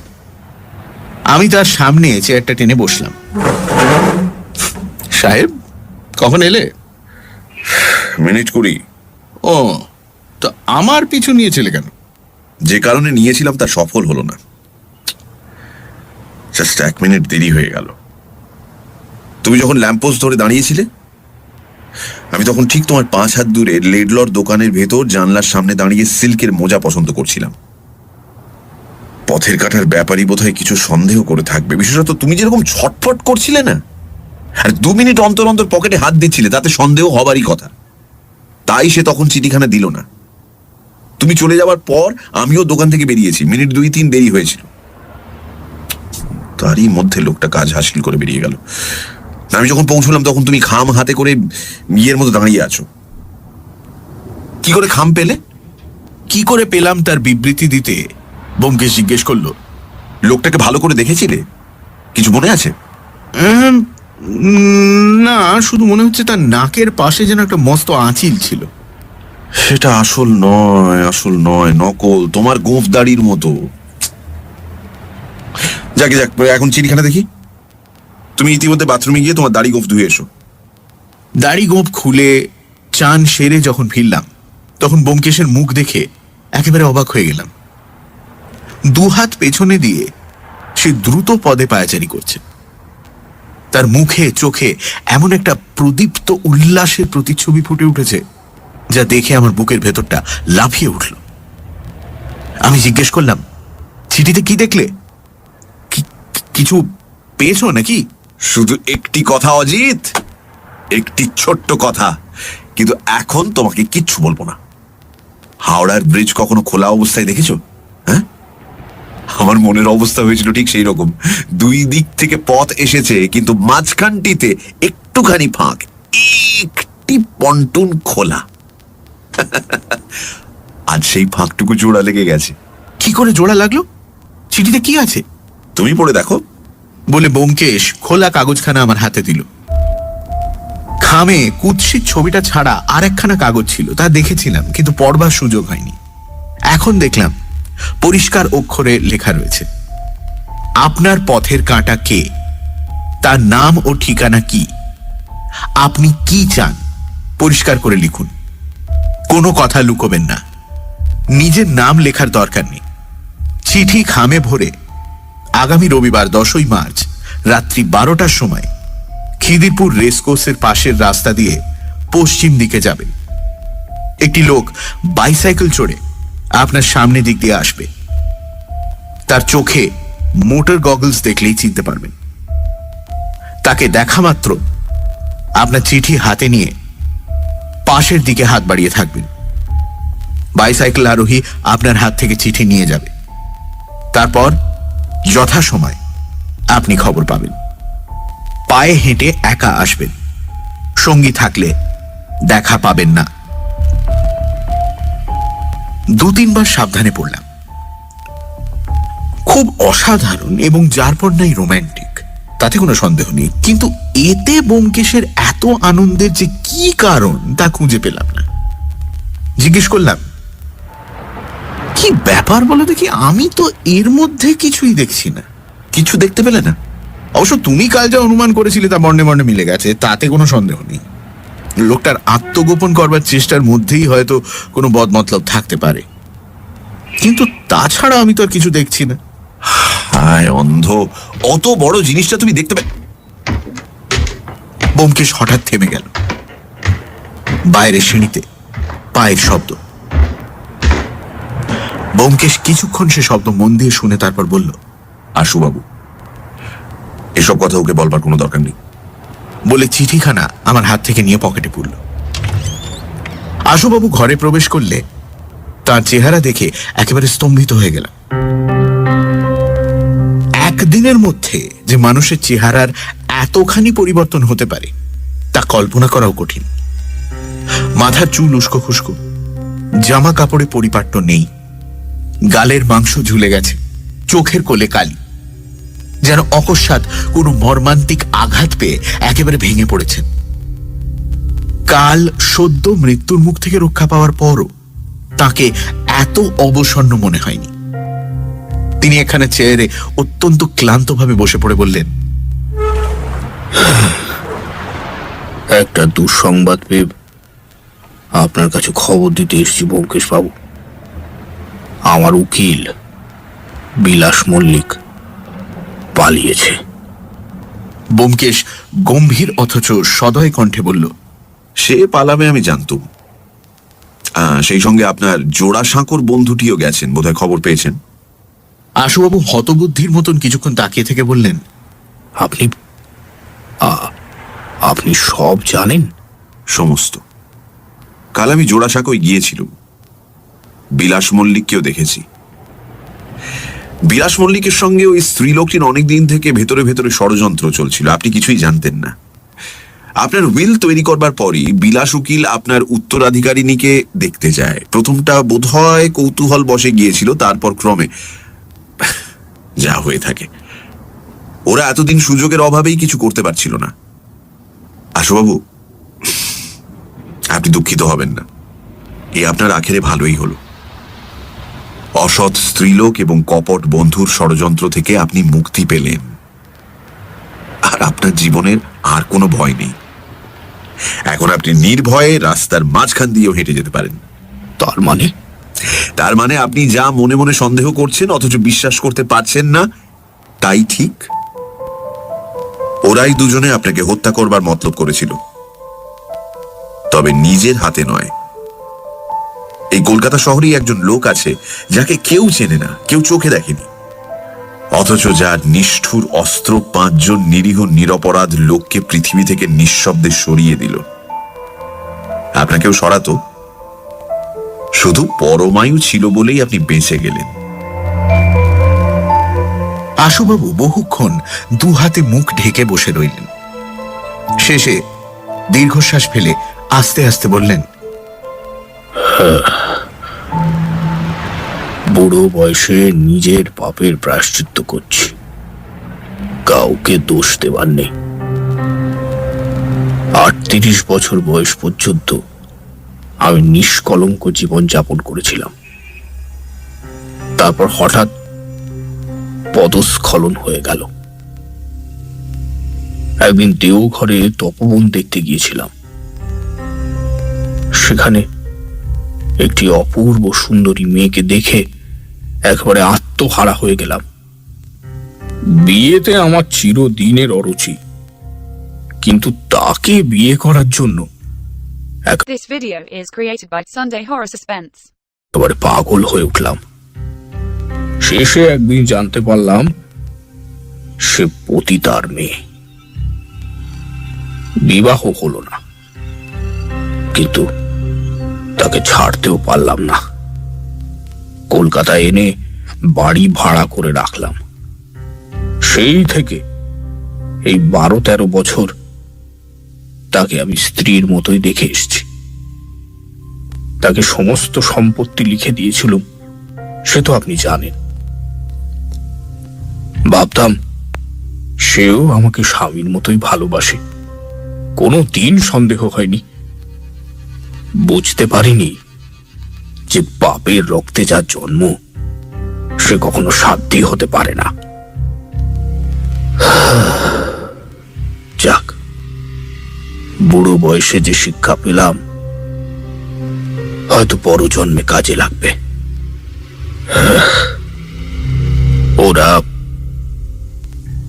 তারা কোথায় গিয়েছে আপনি জানেন? না, আর সেটা জেনেও কোনো লাভ নেই। নিয়তি তাদের যে পথে টেনে নিয়ে যাচ্ছে সে পথে আপনি যেতে পারবেন না। আশুবাবু, আপনার অপরাধ সমাজের কাছে হয়তো নিন্দিত হবে, কিন্তু আমি আপনাকে চিরদিন শ্রদ্ধা করব, এটা আপনি জানবেন। মনের দিক থেকে আপনি খাঁটি আছেন। কাদা ঘেঁটেও আপনি নির্মল থাকতে পেরেছেন, এইটাই আপনার সবচেয়ে বড় প্রশংসার কথা। এখন আপনার খুবই আঘাত লেগেছে, এরকম বিশ্বাসঘাতকতায় কার না লাগে, কিন্তু ক্রমে আপনি বুঝবেন এর চেয়ে ভালো আপনার আর অন্য কিছুতে হতে পারত না। ব্যোমকেশ বাবু, আপনি আমার চেয়ে বয়সে অনেক ছোট, কিন্তু আপনার কাছে আমি যে সান্ত্বনা পেলাম এ আমি কোথাও প্রত্যাশা করিনি। নিজের লজ্জাকর পাপের ফল যে ভোগ করে তাকে কেউ সহানুভূতি দেখায় না, তাই তার প্রায়শ্চিত্ত এত ভয়ঙ্কর। আপনার সহানুভূতি পেয়ে আমার অর্ধেক বোঝা হালকা হয়ে গেছে। আর বেশি কি বলবো বলুন? চিরদিনের জন্য আপনার কাছে ঋণী হয়ে রইলাম।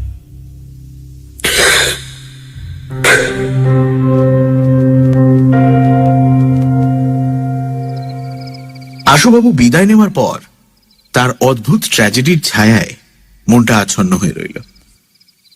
শুতে যাওয়ার আগে ব্যোমকেশকে একটা প্রশ্ন করলাম, আচ্ছা, আশুবাবুকে খুন করবার চেষ্টার পেছনে যে বিলাস উকিল আর ওই স্ত্রীলোকটি আছে, এ কথা তুমি কবে জানলে? ব্যোমকেশ কড়িকাঠ থেকে চোখ নামিয়ে বলল, কাল বিকেলে। কিন্তু তাহলে পালাবার আগে তাদের ধরলে না কেন? ধরলে কোনো লাভ হতো না, তাদের অপরাধ কোনো আদালতে প্রমাণ হতো না। আহা, কিন্তু তাদের কাছ থেকে আসল হত্যাকারী গ্রামোফোন পিনের আসামির সন্ধান তো পাওয়া যেত। তা যদি সম্ভব হতো তাহলে আমি নিজে তাদের তাড়াবার চেষ্টা করতাম না। হ্যাঁ, তুমি তাদের তাড়িয়েছ? হ্যাঁ, আশুবাবু দৈবক্রমে বেঁচে যাওয়াতে তারা উড়ু উড়ু করছিলই। আমি আজ সকালে বিলাস উকিলের বাড়ি গিয়ে ইশারা ইঙ্গিতে বুঝিয়ে দিলাম যে আমি অনেক কথাই জানি, যদি এই বেলা সরে না পড়েন তো হাতে দড়ি পড়বে। বিলাস উকিল বুদ্ধিমান লোক, সন্ধ্যের গাড়িতেই বামাল সমেত নিরুদ্দেশ হয়েছেন। কিন্তু ওদের তাড়িয়ে তোমার লাভ কি হলো? লাভ এমন কিছু নয়, কেবল একটু দুষ্টের দমন করা গেল এই আর কি। বিলাস উকিল শুধু হাতে নিরুদ্দেশ হবার লোক নন, মক্কেলের টাকা কড়ি যা তার কাছে ছিল সমস্তই সঙ্গে নিয়েছিলেন, এবং এতক্ষণে মনে হয় বর্ধমানের পুলিশ তাকে হাজতে পুড়েও দিয়েছে। আগে থাকতেই তারা খবর জানতো কিনা।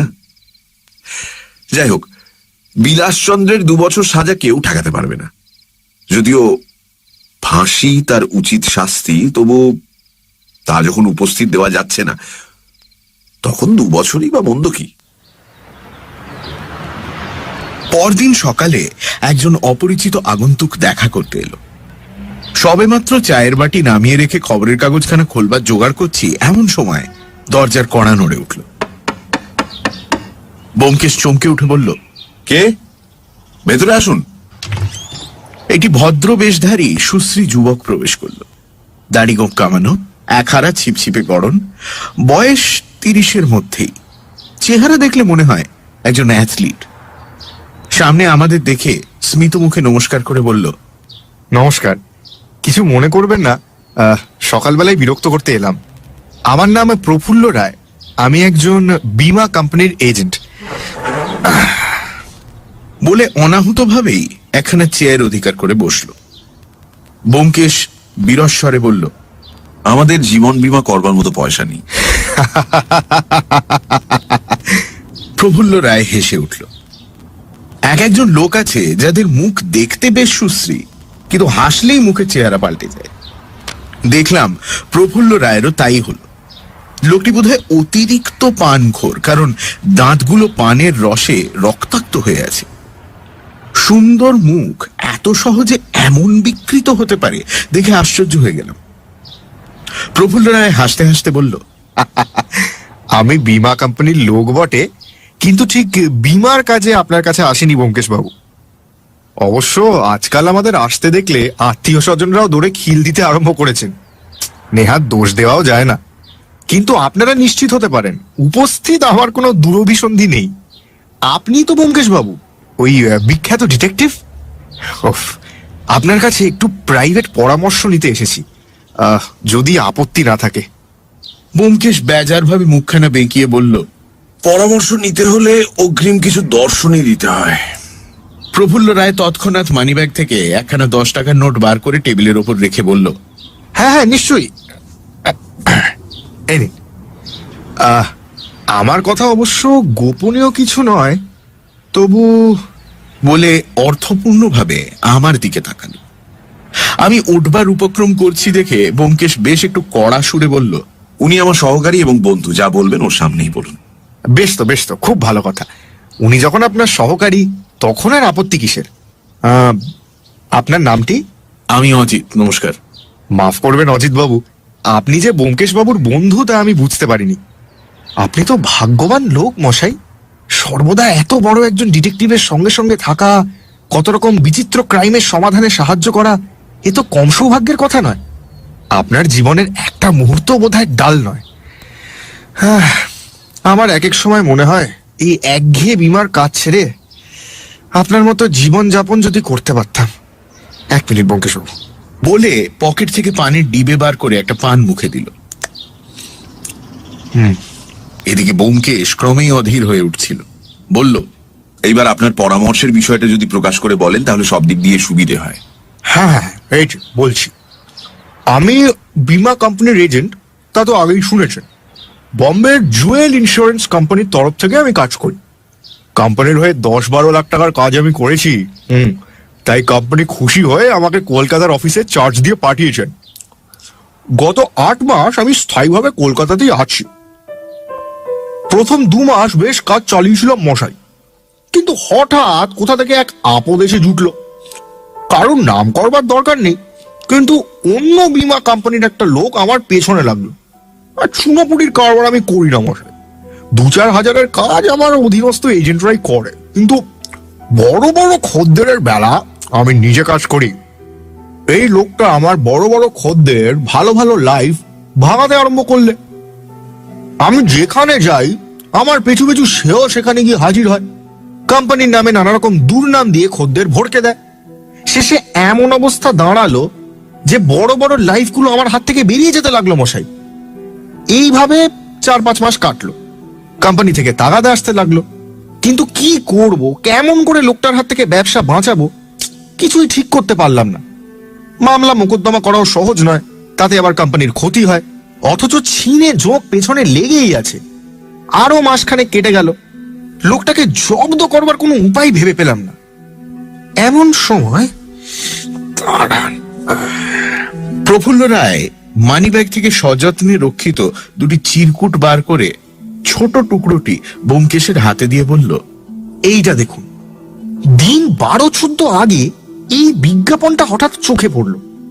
আপনার নজরে বোধহয় পড়েনি, পড়বার কথাও নয়, কিন্তু 5 লাইনের বিজ্ঞাপন হলে কি হয় মশাই, পড়বা মাত্র আমার প্রাণটা কেমন লাফিয়ে উঠল। পথের কাঁটা আর কাকে বলে ভাবলাম দেখি তো আমার পথের কাঁটা উদ্ধার হয় কিনা। মনের তখন এমনই অবস্থা যে স্বপ্নাদ্য মাদুলি হলেও বোধ করি আপত্তি করতাম না। গলা বাড়িয়ে দেখলাম এসেই পথের কাঁটার বিজ্ঞাপনের কাটিং। প্রফুল্ল রায় বলল, পড়লেন তো? বেশ মজার নয়? যা হোক, আমি তো নির্দিষ্ট দিনে অর্থাৎ গত শনিবারের আগের শনিবার কদমতলায় কেষ্ট ঠাকুরের মতো ল্যাম্পোস্ট ধরে গিয়ে দাঁড়ালাম। উফ, সে অস্বস্তির কথা আর কি বলবো মশাই। দাঁড়িয়ে দাঁড়িয়ে পায়ে ঝিঝি ধরে গেল, কিন্তু কাকস্য পরিবেদনা, কোথাও কেউ নেই।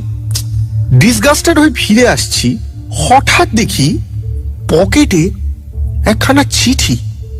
দ্বিতীয় কাগজখানা ব্যোমকেশকে দিয়ে বলল, এই দেখুন, এই যে সে চিঠি। ব্যোমকেশ চিঠিখানা খুলে পড়তে লাগলো। আমি উঠে এসে তার পিঠের উপর ঝুঁকে দেখলাম ঠিক আমার চিঠিটার মতোই, কেবল রবিবারের পরিবর্তে আগামী সোমবার 11ই মার্চ রাত্রির 12টার সময় সাক্ষাৎ করবার নির্দেশ আছে।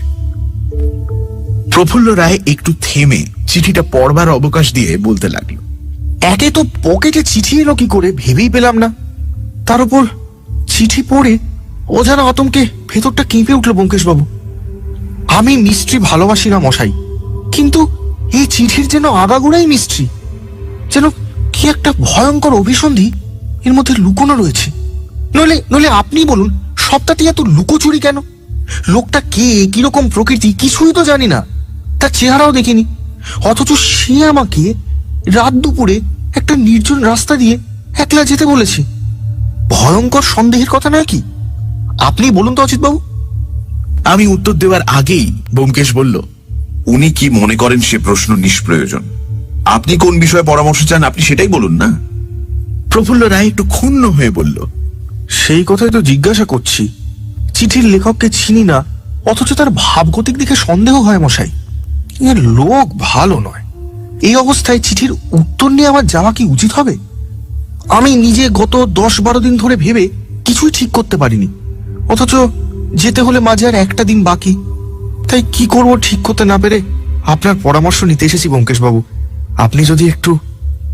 ব্যোমকেশ একটু চিন্তা করে বলল, দেখুন, আজ আমি আপনাকে কোনো পরামর্শ দিতে পারলুম না। আপনি এই কাগজ দুখানা রেখে যান, এখনো যথেষ্ট সময় আছে।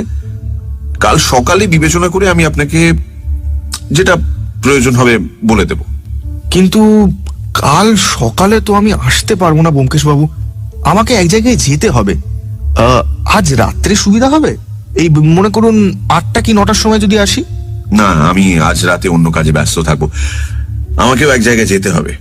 বলে ফেলেই সচকিতে প্রফুল্ল রায়ের দিকে দৃষ্টিপাত করে কথাটা ঘুরিয়ে নিয়ে বলল, কিন্তু আপনার ব্যস্ত হবার কোনো কারণ নেই। কাল বিকেলে 4টে 4:30 সময় এলেও যথেষ্ট সময় থাকবে। বেশ বেশ বেশ, তাই ভালো, তাই আসবো। পকেট থেকে আবার পানের ডিবে বার করে 2টো পান মুখে পুরে ডিবেটা আমাদের দিকে বাড়িয়ে দিয়ে প্রফুল্ল রায় বলল, আপনি কি পান খান? ও, খান না? আমার এক একটা বদ অভ্যেস কিছুতেই ছাড়তে পারি না। ভাত না খেলেও চলে, কিন্তু পানের অভাবে পৃথিবী অন্ধকার হয়ে যায়। আচ্ছা, আজ তাহলে উঠি ব্যোমকেশ বাবু, নমস্কার। আমি প্রতি নমস্কার করলাম। দরজা পর্যন্ত গিয়ে ফিরে দাঁড়িয়ে সে বলল, আচ্ছা, আমি ভাবছিলাম পুলিশে এ বিষয়ে খবর দিলে কেমন হয়। আমার তো মনে হয় পুলিশ যদি তদন্ত করে লোকটার নামধাম বিবরণ বের করতে পারে তাহলে। পুলিশের সাহায্য যদি নিতে চান তাহলে আমার কাছে কোনো সাহায্য প্রত্যাশা করবেন না।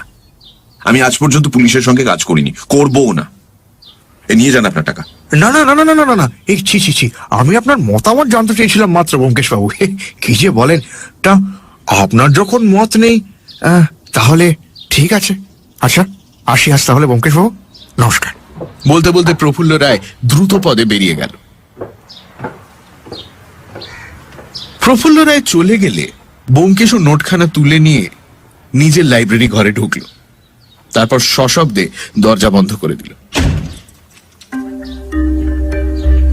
সে মাঝে মাঝে অকারণে খিটখিটে হয়ে ওঠে বটে, কিন্তু কিছুক্ষণ একা থাকবার পর সে ভাব আপনিই চলে যায়, তা আমি জানতাম। তাই মনে বহু প্রশ্ন থাকলেও আপাতত খবরের কাগজ তুলে নিয়ে তাতে মন দিলাম। কয়েক মিনিট পরে শুনতে পেলাম ব্যোমকেশ পাশের ঘরে কথা বলছে। বুঝলাম কাউকে টেলিফোন করেছে। দু একটা ইংরেজি শব্দ কানে এলো, কিন্তু কাকে টেলিফোন করছে ধরতে পারলাম না। প্রায় 1 ঘন্টা ধরে কথাবার্তা চলল। তারপর দরজা খুলে ব্যোমকেশ বাইরে বেরিয়ে এলো। চেয়ে দেখলাম তার স্বাভাবিক প্রফুল্লতা ফিরে এসেছে। জিজ্ঞেস করলাম, কাকে ফোন করলে? সে কথার উত্তর না দিয়ে ব্যোমকেশ বলল, কাল এসপ্ল্যানেড থেকে ফেরবার সময় একজন তোমার পিছু নিয়েছিল জানো? হ্যাঁ? না তো, নিয়েছিল নাকি? নিয়েছিল, তাতে কোনো সন্দেহ নেই, কিন্তু লোকটার কি অসীম দুঃসাহস, আমি শুধু তাই ভাবছি। আমাকে অনুসরণ করার মধ্যে এত বড় দুঃসাহসিকতা যে কি আছে তা তো বুঝলাম না, কিন্তু ব্যোমকেশের কথা মাঝে মাঝে এমন দুরূহ হেঁয়ালির মতো হয়ে দাঁড়ায় যে তার মানেবার করা পণ্ডশ্রম মাত্র। অথচ এই বিষয়ে তাকে প্রশ্ন করাও বৃথা। সময় উপস্থিত না হলে সে কিছুই বলবে না। তাই আমি আর বাক্যবায় না করে চান করার জন্য উঠে পড়লাম। প্রফুল্ল রায়? ও ও আজ সকালে যিনি এসেছিলেন? না, তার সম্বন্ধে এখনো কিছু ভেবে দেখিনি। রাত্রির বেলা খাওয়ার পর চুপচাপ বসে সিগারেট খাওয়া চলছে এমন সময় ঘড়িতে ঠং করে 10:30 বাজতেই ব্যোমকেশ চেয়ার থেকে লাফিয়ে উঠে পড়ল। উঠো বীরজায়া, বাঁধো কুন্তল, এবার সাজসজ্জার আয়োজন আরম্ভ করা যাক, নইলে অভিসারিকাদের সংকেত স্থলে পৌঁছতে দেরি হয়ে যাবে। অবাক হয়ে বললাম, হ্যাঁ, সে আবার কি? বাহ, পথের কাঁটার নিমন্ত্রণ রক্ষা করতে হবে, মনে নেই? আমি আশঙ্কায় উঠে দাঁড়িয়ে বললাম, এই মাফ করো, এই রাত্রিরে আমি একা সেখানে যেতে পারবো না। যেতে হয় তুমি যাও। আমি তো যাবই, তোমারও যাওয়া চাই। কিন্তু মানে না গেলেই কি নয়? পথের কাঁটা সম্বন্ধে এত মিথ্যে কৌতূহল কেন? তার চেয়ে যদি গ্রামাফোন পিনের ব্যাপারটা নিয়ে মাথা ঘামাতে হয় তাহলে তো ঢের কাজ হবে। হয়তো হতো, কিন্তু ইতিমধ্যে একটা কৌতূহল চরিতার্থ করলেই বা মন্দ কি? গ্রামোফোন পিন তো আর পালাচ্ছে না। তাছাড়া কাল প্রফুল্ল রায় পরামর্শ নিতে আসবে, তাকে পরামর্শ দেওয়ার মতো কিছু খবর তো চাই। আরে দুজন গেলে তো হবে না, চিঠিতে তো লিখেছে একজনকে যেতে বলেছে। তার ব্যবস্থা আমি করেছি। এখন ও ঘরে চলো, বেশি সময় নেই হাতে। লাইব্রেরিতে নিয়ে গিয়ে ব্যোমকেশ ক্ষিপ্র হস্তে আমার মেকআপ করে দিল। দেয়ালে লম্বা আয়নায় উঁকি মেরে দেখলাম সেই গোঁফ এবং ফ্রেঞ্চ কাট দাড়ি ম্যাজিকের প্রভাবে যেন ফিরে পেয়েছি। কোথাও এতটুকু তফাৎ নেই। আমাকে ছেড়ে দিয়ে ব্যোমকেশ নিজের বেশভূষা আরম্ভ করলো। মুখের কোনো পরিবর্তন করলো না। দেরাজ থেকে কালো রঙের সাহেবী পোশাক বার করে গায়ে পড়লো, পায়ে কালো রাবার সোলের জুতো পরলো, আর তারপর আমাকে আয়নার সামনে 5-6 হাত দূরে দাঁড় করিয়ে নিজে আমার পেছন দিকে গিয়ে দাঁড়ালো। জিজ্ঞেস করলো, আয়নায় আমাকে দেখতে পাচ্ছ? না। বেশ, এখন সামনের দিকে এগিয়ে যাও। এবার দেখতে পেলে? না। ব্যাস, কাম ভতে। এখন শুধু একটি পোশাক পরতে বাকি আছে। আবার কি? ঘরে ঢুকেই লক্ষ্য করেছিলাম ব্যোমকেশের টেবিলের ওপর দুটো চীনেমাটির প্লেট রাখা আছে। হোটেলে যেরকম আকৃতির প্লেটে মাটন চপ খেতে হয় সেই রকম। সেই প্লেট একখানা ব্যোমকেশ আমার বুকের ওপর উপুর করে চাপিয়ে চওড়া ন্যাকড়ার ফালি দিয়ে শক্তভাবে বেঁধে দিল। বলল, সাবধান, খসে না যায়। ওর ওপর কোট পড়লেই আর কিছু দেখা যাবে না। এসব কি হচ্ছে? কঞ্চুকি না পড়লে চলবে কেন? ভয় নেই, আমিও পড়ছি। দ্বিতীয় প্লেটখানা ব্যোমকেশ নিজের ওয়েস্ট কোটের ভেতর পরে বোতাম লাগিয়ে দিল। বাঁধবার প্রয়োজন হলো না। এইভাবে বিচিত্র প্রসাধন শেষ করে রাত্রি 11:20 সময় আমরা বেরোলাম।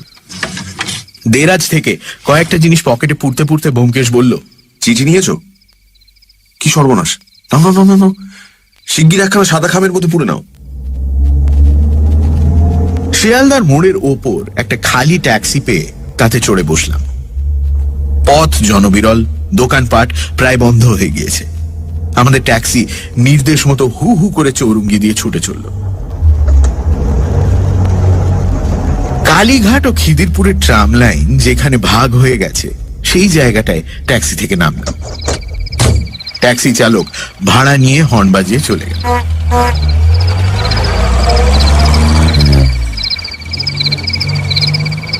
চারিদিকে তাকিয়ে দেখলাম প্রশস্ত রাজপথের ওপর কোথাও একটা লোকও নেই। চতুর্দিকে অসংখ্য উজ্জ্বল দ্বীপ যেন এই প্রাণহীন নিস্তব্ধতাকে ভীতিপ্রদ করে তুলেছে। ঘড়িতে তখনও 12:10 বাকি। কি করতে হবে গাড়িতে বসেই পরামর্শ করে নিয়েছিলাম, সুতরাং কথা বলবার প্রয়োজন হলো না।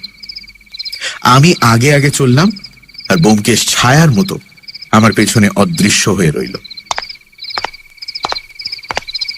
তার কালো পরিচ্ছদ ও শব্দহীন জুতো আমার কাছেও যেন তাকে কায়াহীন করে তুলল। আমার পায়ের সঙ্গে পা মিলিয়ে সে আমার ঠিক 6 ইঞ্চি পেছনে চলছে। তবু মনে হতে লাগলো যেন আমি একা। রাস্তার আলো অতি বিস্তৃত পথকে আলোকিত করছে বটে, কিন্তু সে আলো খুব স্পষ্ট ও তীব্র নয়।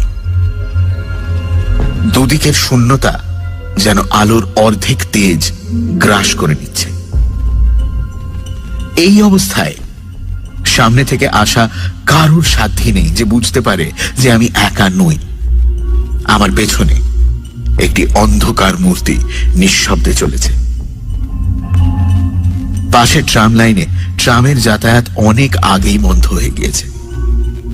এদিকে রেস কোর্সের সাদা রেলিং একটানা ভাবে চলেছে। আমি রাস্তার মাঝখান ধরে হেঁটে চললাম।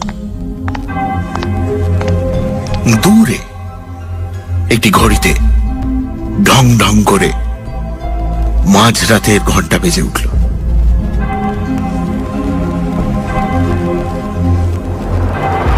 ঘড়ির শব্দ মিলিয়ে যাওয়ার পর কানের কাছে ফিসফিস করে ব্যোমকেশ বলল, এবার চিঠিখানা হাতে নাও।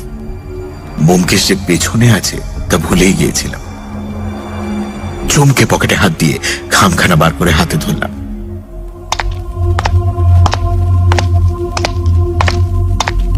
আরো 6-7 মিনিট চললাম।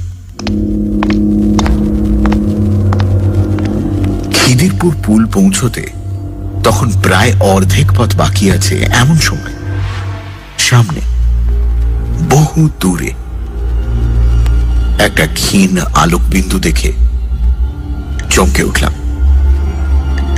কানের কাছে শব্দ হলো, আসছে, তৈরি থাকো। আলোকবিন্দু উজ্জ্বলতর হতে লাগলো। মিনিট খানিকের মধ্যে দেখা গেল পিচ ঢালা কালো রাস্তার উপর কালো একটা বস্তু দ্রুত বেগে এগিয়ে আসছে। কয়েক মুহূর্ত পরেই বাইসাইকেল আরোহীর মূর্তি স্পষ্ট হলো। আমি দাঁড়িয়ে পড়ে খাম সমেত হাতখানা পাশের দিকে বাড়িয়ে দিলাম। সামনে বাইসাইকেলের গতিও মন্থর হলো। রুদ্ধশ্বাসে অপেক্ষা করতে লাগলাম। বাইসাইকেল 25 গজের মধ্যে। তখন দেখতে পেলাম কালো স্যুট পরা আরোহী সামনে ঝুঁকে মোটর গগলের ভেতর দিয়ে আমাকে নিষ্পলক দৃষ্টিতে দেখছে। মধ্যম গতিতে সাইকেল যেন আমাকে লক্ষ্য করে এগিয়ে আসতে লাগলো। আমাদের মধ্যে যখন আর মাত্র 10 গজের ব্যবধান, তখন কড়াং কড়াং করে সাইকেলের ঘন্টা বেজে উঠলো এবং সঙ্গে সঙ্গে বুকে একটা দারুণ ধাক্কা খেয়ে আমি উল্টে পড়ে গেলাম। আমার বুকে বাঁধা প্লেটটা শত খণ্ডে ভেঙে গেছে বুঝতে পারলাম। তারপর নিমেষের মধ্যে একটা কাণ্ড ঘটে গেল। আমি টলে পড়তেই ব্যোমকেশ বিদ্যুৎ বেগে সামনের দিকে লাফালো। বাইসাইকেল আরোহী আমার পেছনে আর একজন লোকের জন্য মোটেই প্রস্তুত ছিল না, তবু সে পাশ কাটিয়ে পালাবার চেষ্টা করলো, কিন্তু পারল না। ব্যোমকেশ তাকে এক ঠেলায় বাইসাইকেল সমেত ফেলে দিয়ে বাঘের মতো তার ঘাড়ে লাফিয়ে পড়ল।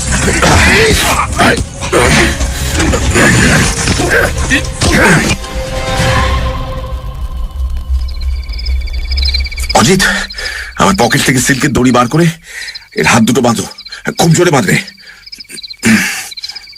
লিকলিকে সরু রেশমের দড়ি ব্যোমকেশের পকেট থেকে বার করে মাটিতে পড়ে থাকা লোকটার হাত দুটো শক্ত করে বাঁধলাম। ব্যোমকেশ বলল, ব্যাস হয়েছে। অজিত, ভদ্রলোকটিকে চিনতে পারছো না? ইনি আমাদের সকালবেলার বন্ধু প্রফুল্ল রায়। আরো ঘনিষ্ঠ পরিচয় যদি চাও, ইনি গ্রামোফোন পিন রহস্যের মেঘনাদ। এরপর আমার মনের অবস্থা বর্ণনা করার কোনো প্রয়োজন নেই, কিন্তু সেই অবস্থাতে থেকেও প্রফুল্ল রায় হিংস্র দাঁত বার করে হেসে বলল,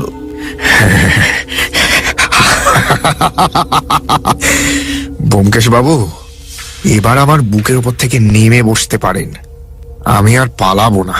অজিত, এর পকেটগুলো ভালো করে দেখে নাও তো, অস্ত্র শস্ত্র কিছু আছে কিনা। এক পকেট থেকে বেরোলো অপেরা গ্লাস ও অন্য পকেট থেকে পানের ডিবে, কিন্তু আর কিছু নেই। ডিবে খুলে দেখলাম তার মধ্যে তখনও গোটা চারেক পান রয়েছে। ব্যোমকেশ তার বুকের উপর থেকে নামতে প্রফুল্ল রায় উঠে বসল। ব্যোমকেশের মুখের দিকে কিছুক্ষণ নিষ্পলক দৃষ্টিতে চেয়ে থেকে আস্তে আস্তে বলল, ব্যোমকেশ বাবু, আপনি আমার চেয়ে বেশি বুদ্ধিমান, কারণ আমি আপনার বুদ্ধিকে অবজ্ঞা করেছিলাম, কিন্তু আপনি করেননি। হ্যাঁ, শত্রুর শক্তিকে তুচ্ছ করতে নেই, এ শিক্ষা একটু দেরিতে পেলাম, কাজে লাগাবার বোধহয় আর ফুরসত হবে না।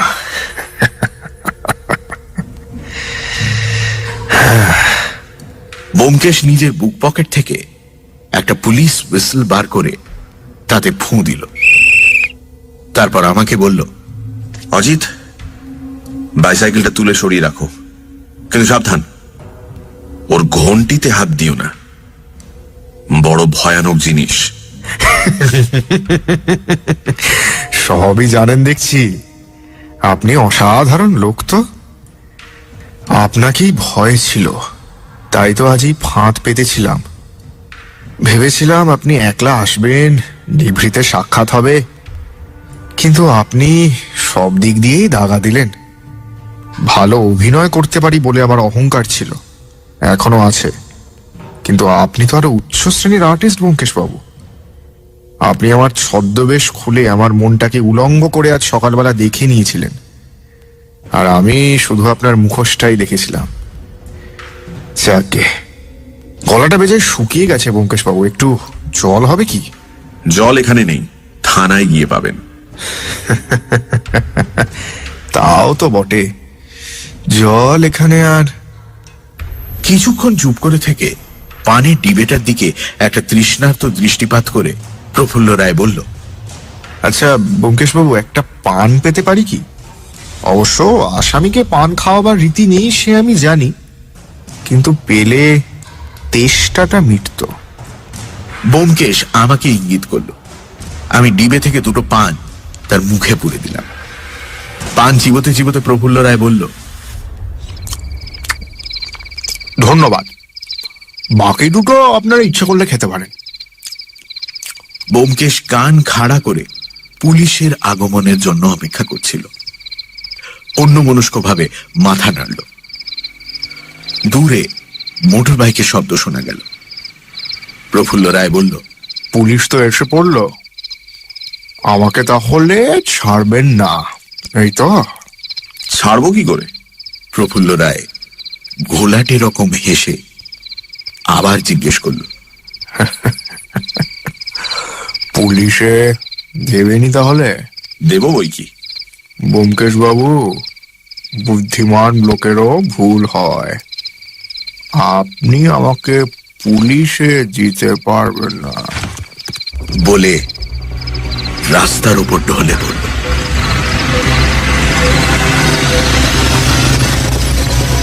একটা মোটর বাইক সশব্দে এসে পাশে থামল। একজন ইউনিফর্ম পরা সাহেব তার উপর থেকে লাফিয়ে নেমে পড়ে বললেন, হোয়াটস আপ, ডেড?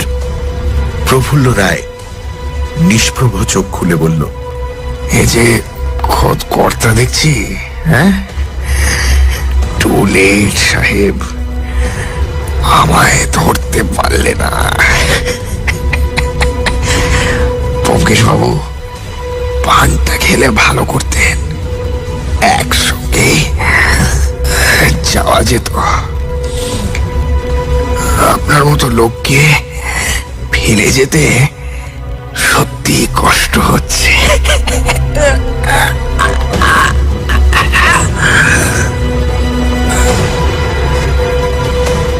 হাসবার নিষ্ফল চেষ্টা করে প্রফুল্ল রায় চোখ বন্ধ করল। তার মুখখানা হঠাৎ শক্ত হয়ে গেল।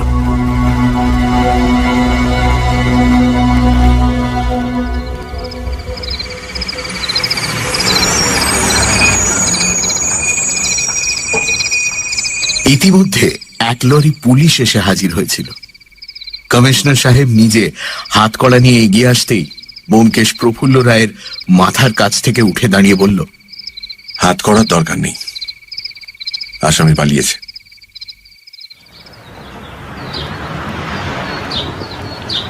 আমি আর ব্যোমকেশ আমাদের বসবার ঘরটিতে মুখোমুখি চেয়ারে বসেছিলাম।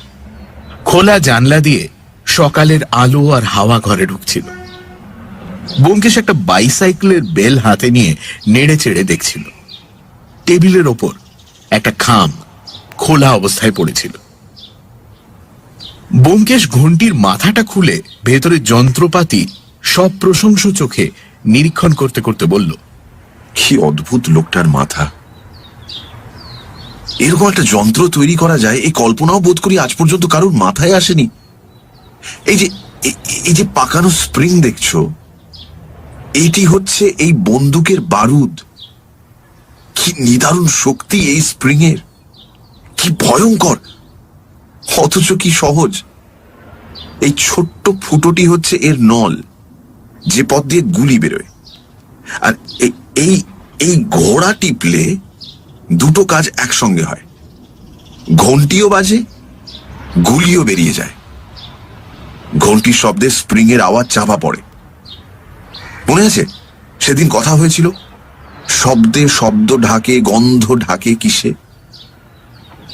এই লোকটা যে কত বড় বুদ্ধিমান, সেই দিন তার ইঙ্গিত পেয়েছিলাম। আচ্ছা, পথের কাঁটা আর গ্রামোফোন পিন যে একই লোক, এটা তুমি বুঝলে কি করে?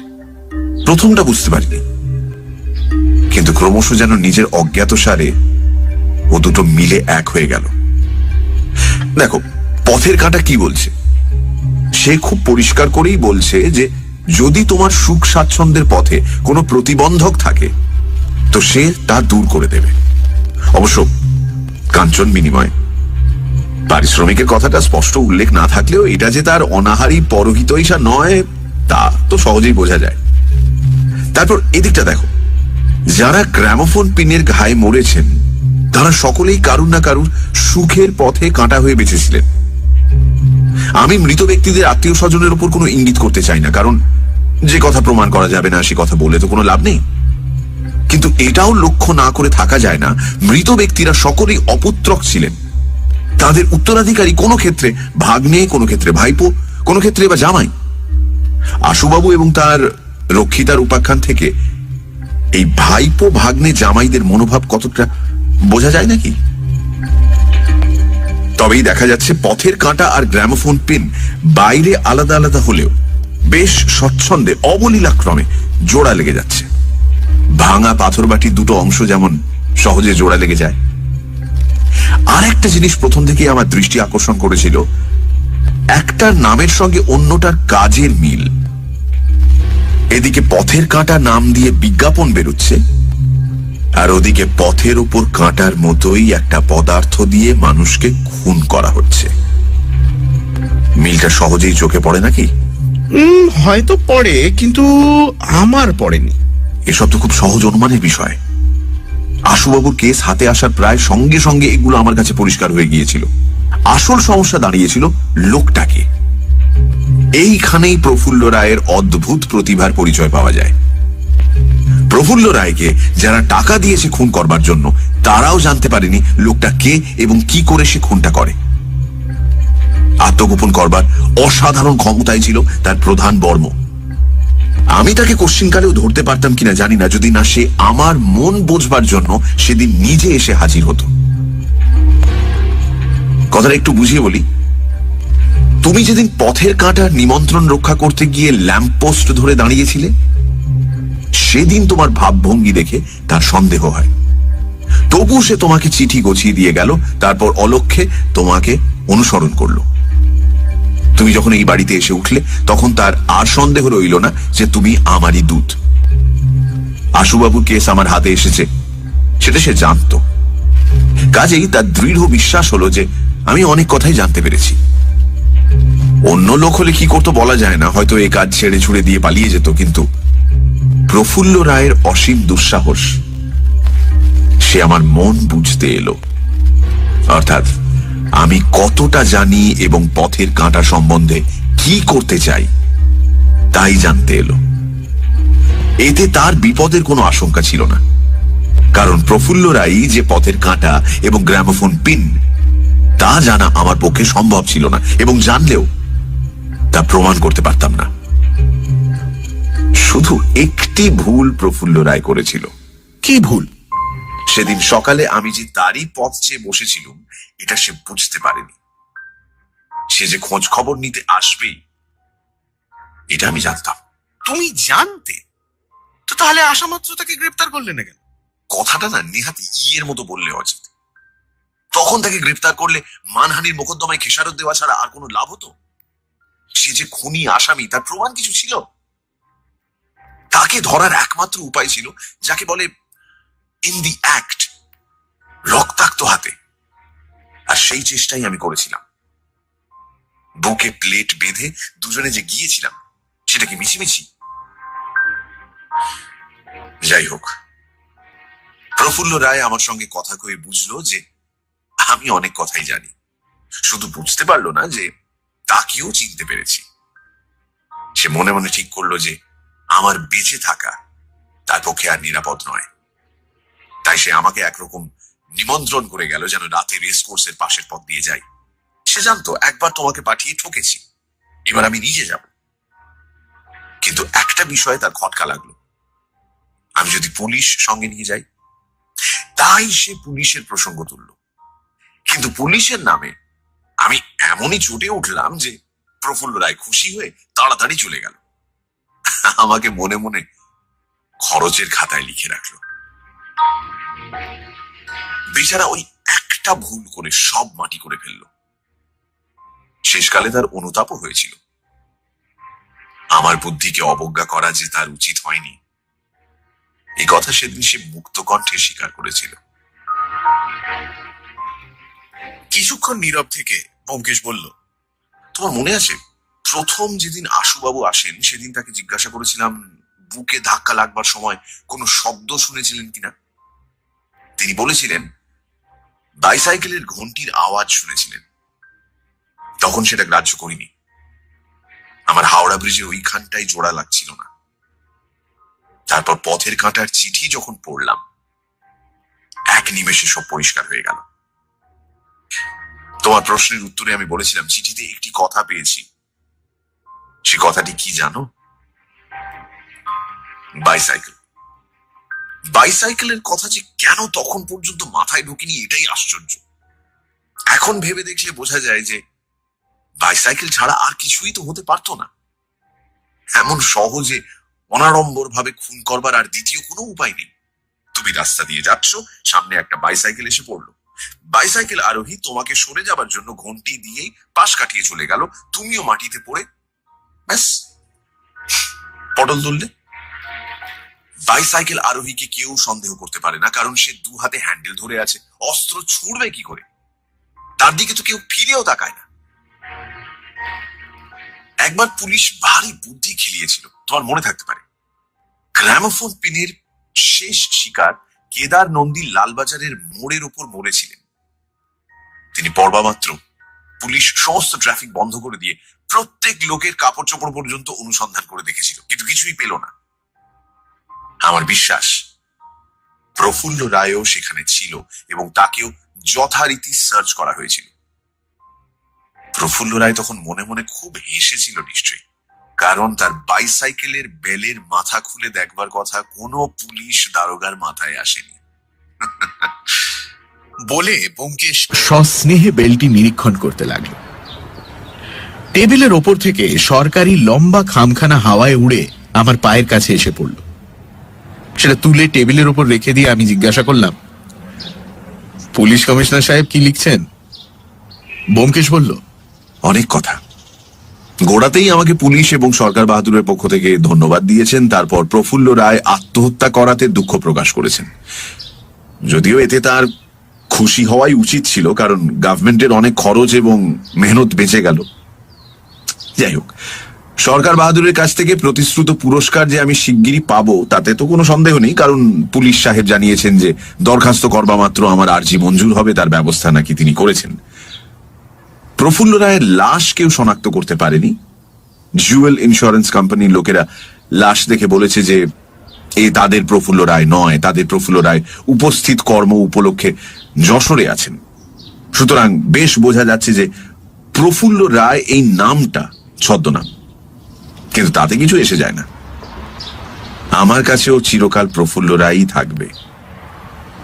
চিঠির উপসংহারে পুলিশ সাহেব একটা নিদারুণ কথা লিখেছেন, এই ঘন্টিটি ফেরত দিতে হবে।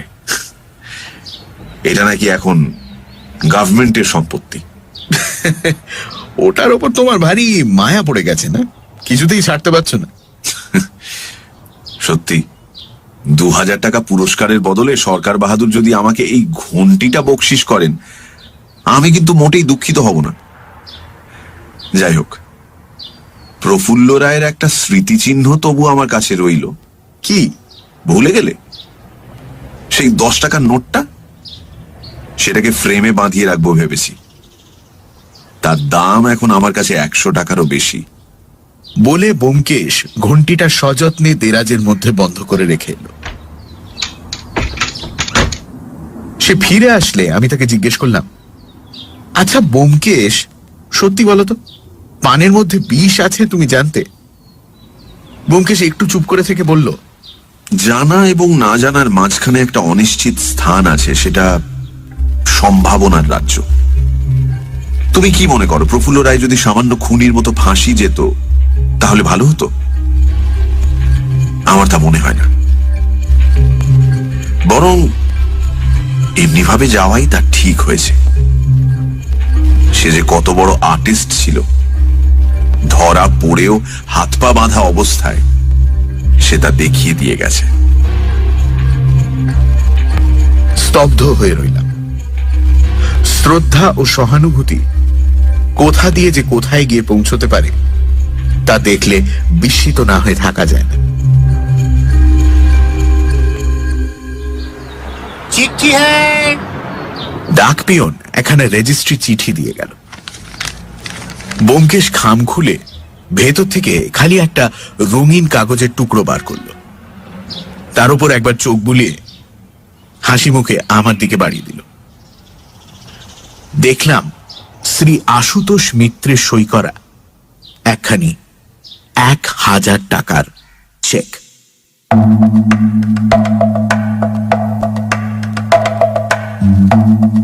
শুনছিলেন পথের কাঁটা দ্বিতীয় পর্ব। রচনা শরদিন্দু বন্দ্যোপাধ্যায়, গল্প পাঠে ও অজিতের ভূমিকায় দীপ, গল্পের সূত্রধার এবং ব্যোমকেশের চরিত্রে আমি মীর, আশুতোষ মিত্রর ভূমিকায় সমক, প্রফুল্ল রায়ের ভূমিকায় অগ্নি, শব্দগ্রহণ, আবহ সঙ্গীত এবং স্পেশাল এফেক্টসে Richard, social media publicity design Richard, পর্ব পরিচালনায় টিম সানডে সাসপেন্স, সমগ্র পরিকল্পনা ও পরিচালনায় ইন্দ্রাণী। মির্চি 98.3 এর তরফ থেকে আন্তরিক ধন্যবাদ শ্রীমতী সানন্দা চক্রবর্তীকে আমাদের এই উদ্যোগে পাশে থাকার জন্য, পাশে থাকার জন্য, পাশে থাকার জন্য, পাশে থাকার জন্য, পাশে